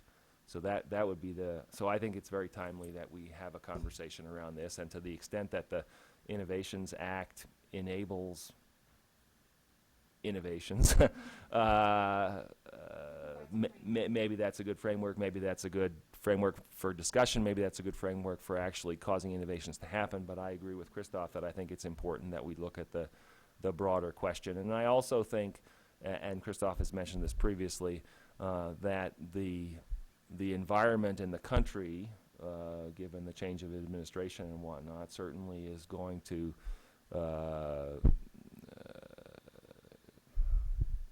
has the potential, let me put it that way, to encourage more charters and more educational opportunities outside the existing public school framework. And I believe that I support public schools to the hilt. Obviously, that's why I'm on the board. Yet we also need to be cognizant of the political environment in which we're working, and to understand how we can use our existing tools to ensure that we meet the needs of the broadest number of students. And perhaps the Innovation Act or other vehicles to allow innovation within the public school setting would facilitate that work. Other comments? Susan? Yeah, I'd like to say also that I support us looking into the idea of allowing the schools that we have in our district to explore innovative ways of presenting curriculum or being schools of innovation. I think that I know that the choice is a huge issue now with nationally and in our district as well, and I embrace that idea of choice, but I think that oftentimes parents may choose a charter school or an alternative school to the public schools if they perceive that the public schools are not delivering the choices that they want. And so I think we need to make every effort to put our resources into the existing schools that we have and provide those programs and that innovation as PSD schools. If at that point, parents still feel that we're not providing what they would hope to have for their children, then we've done the best that we can. But we do need to explore that, and I think we do need to do more. David? I want to just, I think, repeat something that I said last time. I think we have to redefine the term choice to mean all forms of choice. It's not choice equals charter and that's it. We have schools in the district which are 100% choice. We have schools with different slants on their education, and people can choice into those. We have, if you ever go want to buy a house, you look at something you want to maybe move there, you'll find the realtor handily provides the name of the elementary, middle, and high school which your kid will be going if they just move there, and deciding to move there is another form of choice. I think in that regard, we want to maximize the full range of all kinds of choice, including charter schools, and I think that we've done a pretty good job of that. When I came here and looked at coming to the board and was immediately told, we don't have a school district, we have a district of schools. And we've emphasized all kinds of diversity of schools, educational approaches, and all of that. And I think that's what we need to continue to do. And in fact, I think with schools of innovation, we can look, if we wanted to, start looking now at what some schools might want, existing schools might want to do. The challenge, it seems to me, for example, the two new high schools we're waiting to bring forward, they are already been defined for neighborhoods, areas of town, and that the people who are going to be in those areas already have some expectation, I think, that they will help define what that school is. And I think we can do more with our existing schools, if that's the direction we want to go, than we can to kind of, it's almost like a bait and switch. We said you get a neighborhood school, but no, not so much. And so I can see that the two new schools, the new schools, are neighborhood schools, and we approach them that way. I can see existing schools, if they want to change their approach and slant and try new innovations, I think that's super too. Dr. Smizer, and then Rob. I just wanted to say that I think that from the stories that I have heard about the times when choice came into the district, and it really became a lot of competition between schools, and I think some of that is mellowing out, and people are getting used to the fact that consistently about 30% of our kids choose a different school than where their neighborhood is. But I do want to say that transforming and innovating from inside a school is significantly different than starting a new school. So I just want to say that the opportunity to start new schools and somehow have them start differently is new and actually easier to do than transforming something from the inside out. So I'm certainly open to lots of creative ideas, and there are so many out there. The design team for this school is just going to have a whole lot of fun. I'm sure of it. So, Sandra, I guess my question for you is, so part of this whole process is the board has weighed in and said, yeah, this sounds like an interesting thing to us. And where does that fit in with what the staff is working on? Would it be a lot of work to put it together, or do you need time to think about that and figure out how big of a job it would be and get back to us? Maybe let's break it apart into a couple places. I think for sure the whole topic of innovation is going to come up as we're designing these new schools. So that's one piece of it. It's quite easy for us to put together sometime in the next few weeks just an information item for you, either at a meeting or just in a Friday update about the ACT and how our staff perceives the Innovation Schools Act and where we stand, if we stand anywhere on it. So we can address your particular interest in that one opportunity for innovation. The bigger question of how do we promote innovation from inside our schools is a really big topic. So I'm not sure what I want to do with that right now. What do you want me to do? Susan? You know, what I'm, I should say I'm fearing, because that sounds awful, but what worries me is that the desire to start this new charter school, which we seem to be well aware of, is I'm wondering, and this is what I'm hoping is not happening, is that it's a result of staff who are frustrated because their efforts to start a school of innovation or trying to build on a school that's innovative but wants to do more might be thwarted. And as a result of that, they're not getting what they need, the support that they need from the district, perhaps, just throwing it out there, so are going to start their new school. And I think that's what I was trying to get at, is that when people who are passionate about an idea are not finding the support that they need for that idea, they're going to start their own school. So, and one of the things that I love about PSD is that when we support charter schools, we support something that we're not already doing. That is something very unique, and I love the ones that we've supported for that very reason. But I don't think that we would need to support a school of innovation outside of PSD when I think that we have the wherewithal to do it within our district.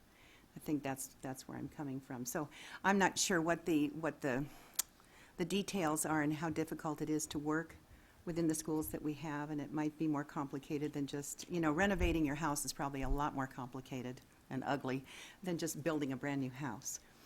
But I just say, work with what we have. I would love to explore schools or staff who have tried to do this and maybe have not been given the resources or given the support that they need. Well, let me make a proposal here. Dr. Smizer has said it wouldn't be too difficult for the staff to come up with a informational item for a upcoming board meeting. So I would propose let's let them start with that and then move from there. Carolyn? So I'm just reading here that the Schools of Choice office works to inform boards, districts, schools, and individuals about the purpose of receiving innovation status. So it appears CDE does have an office that would provide us with information. So that looks like that might be a resource that we could use to get information. I know that we have talked about that in gathering information, it's often good to use an outside source. So that we get a broad range of opinions and information. So I do actually think we already have staff who have talked with that office and know the Innovation Schools Act fairly well. So we can do that. Christoph?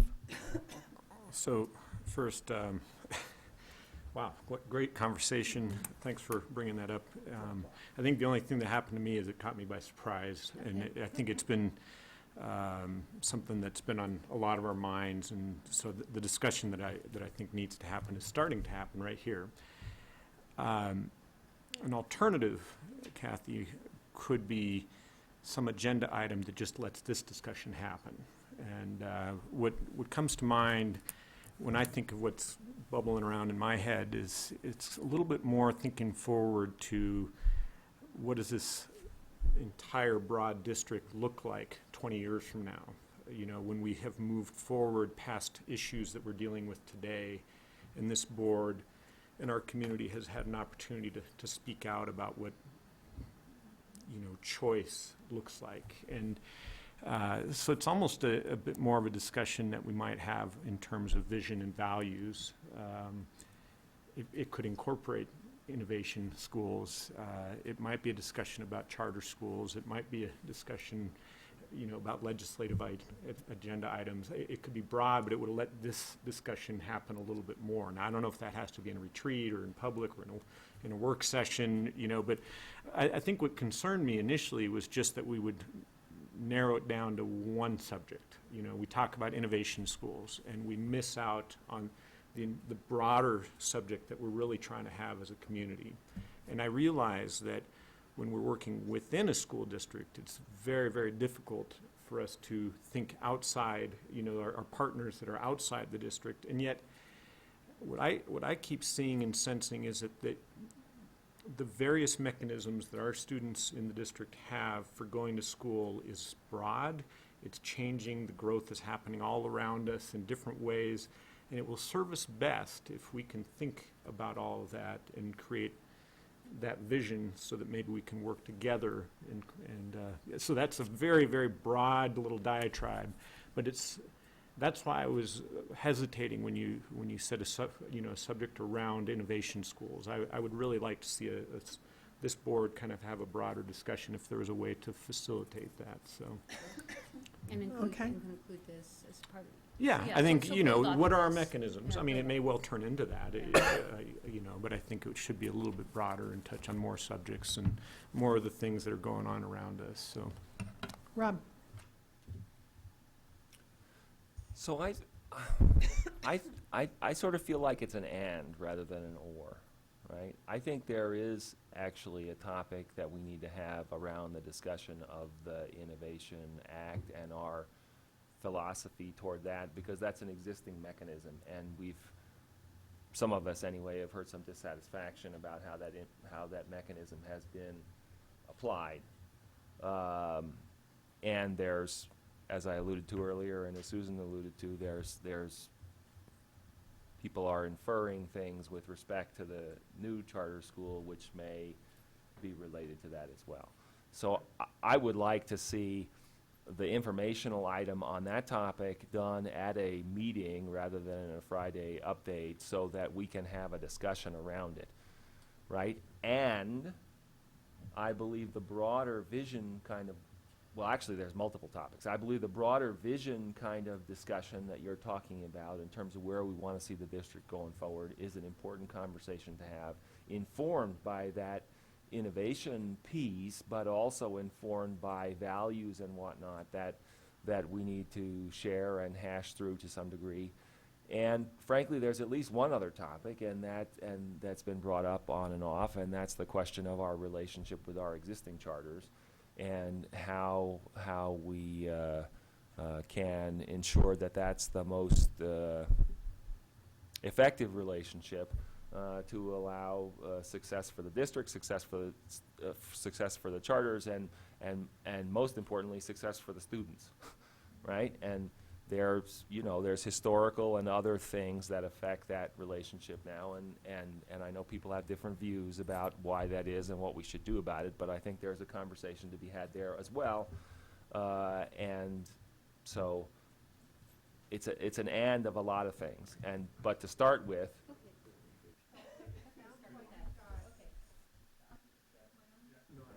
It sounds like we have two topics.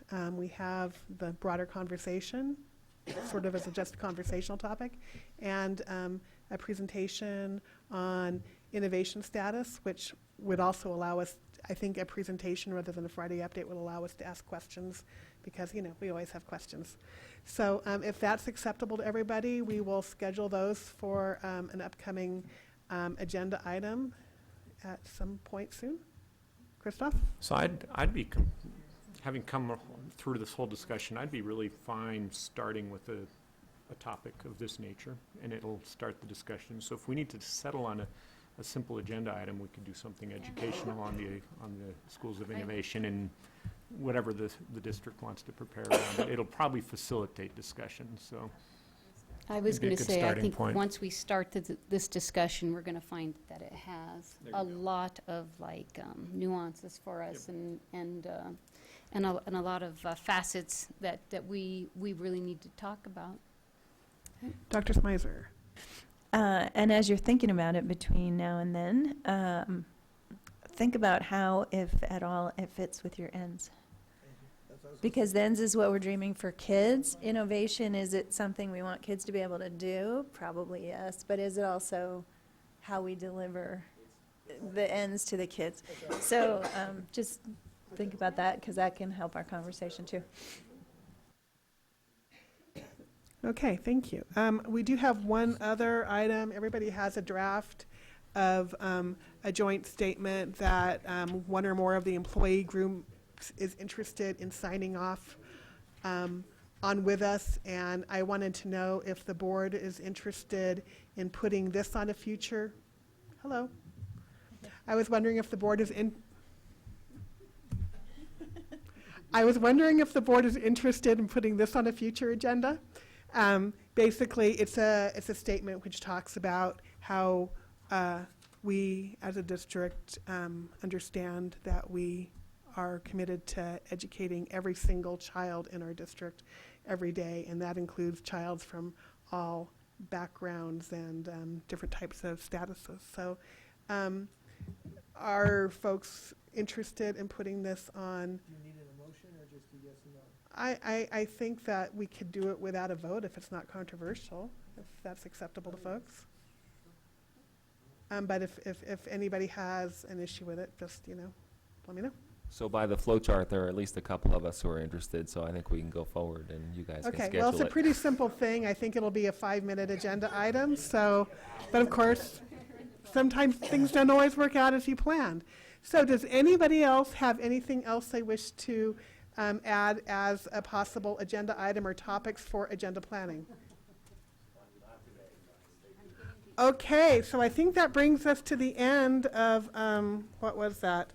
Item 10, and move us to our new item 11, which is executive session. And 11.1 is an executive session on real property acquisition, and I believe Director Trask has a motion to read.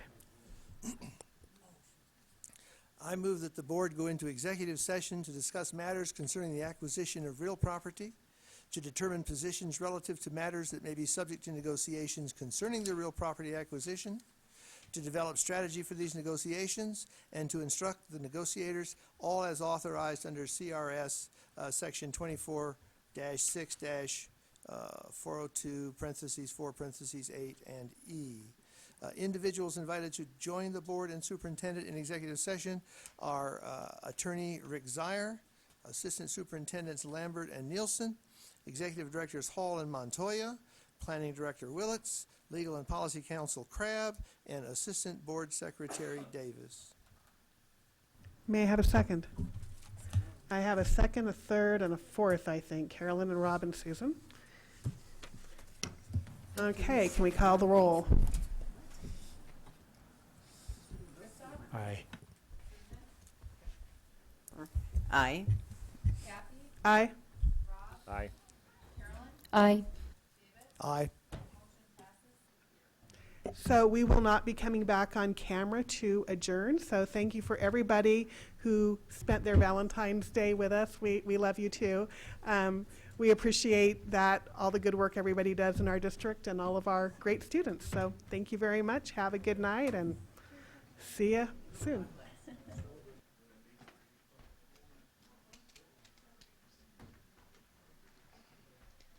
Sent you a written response to your question. Yeah, so I said,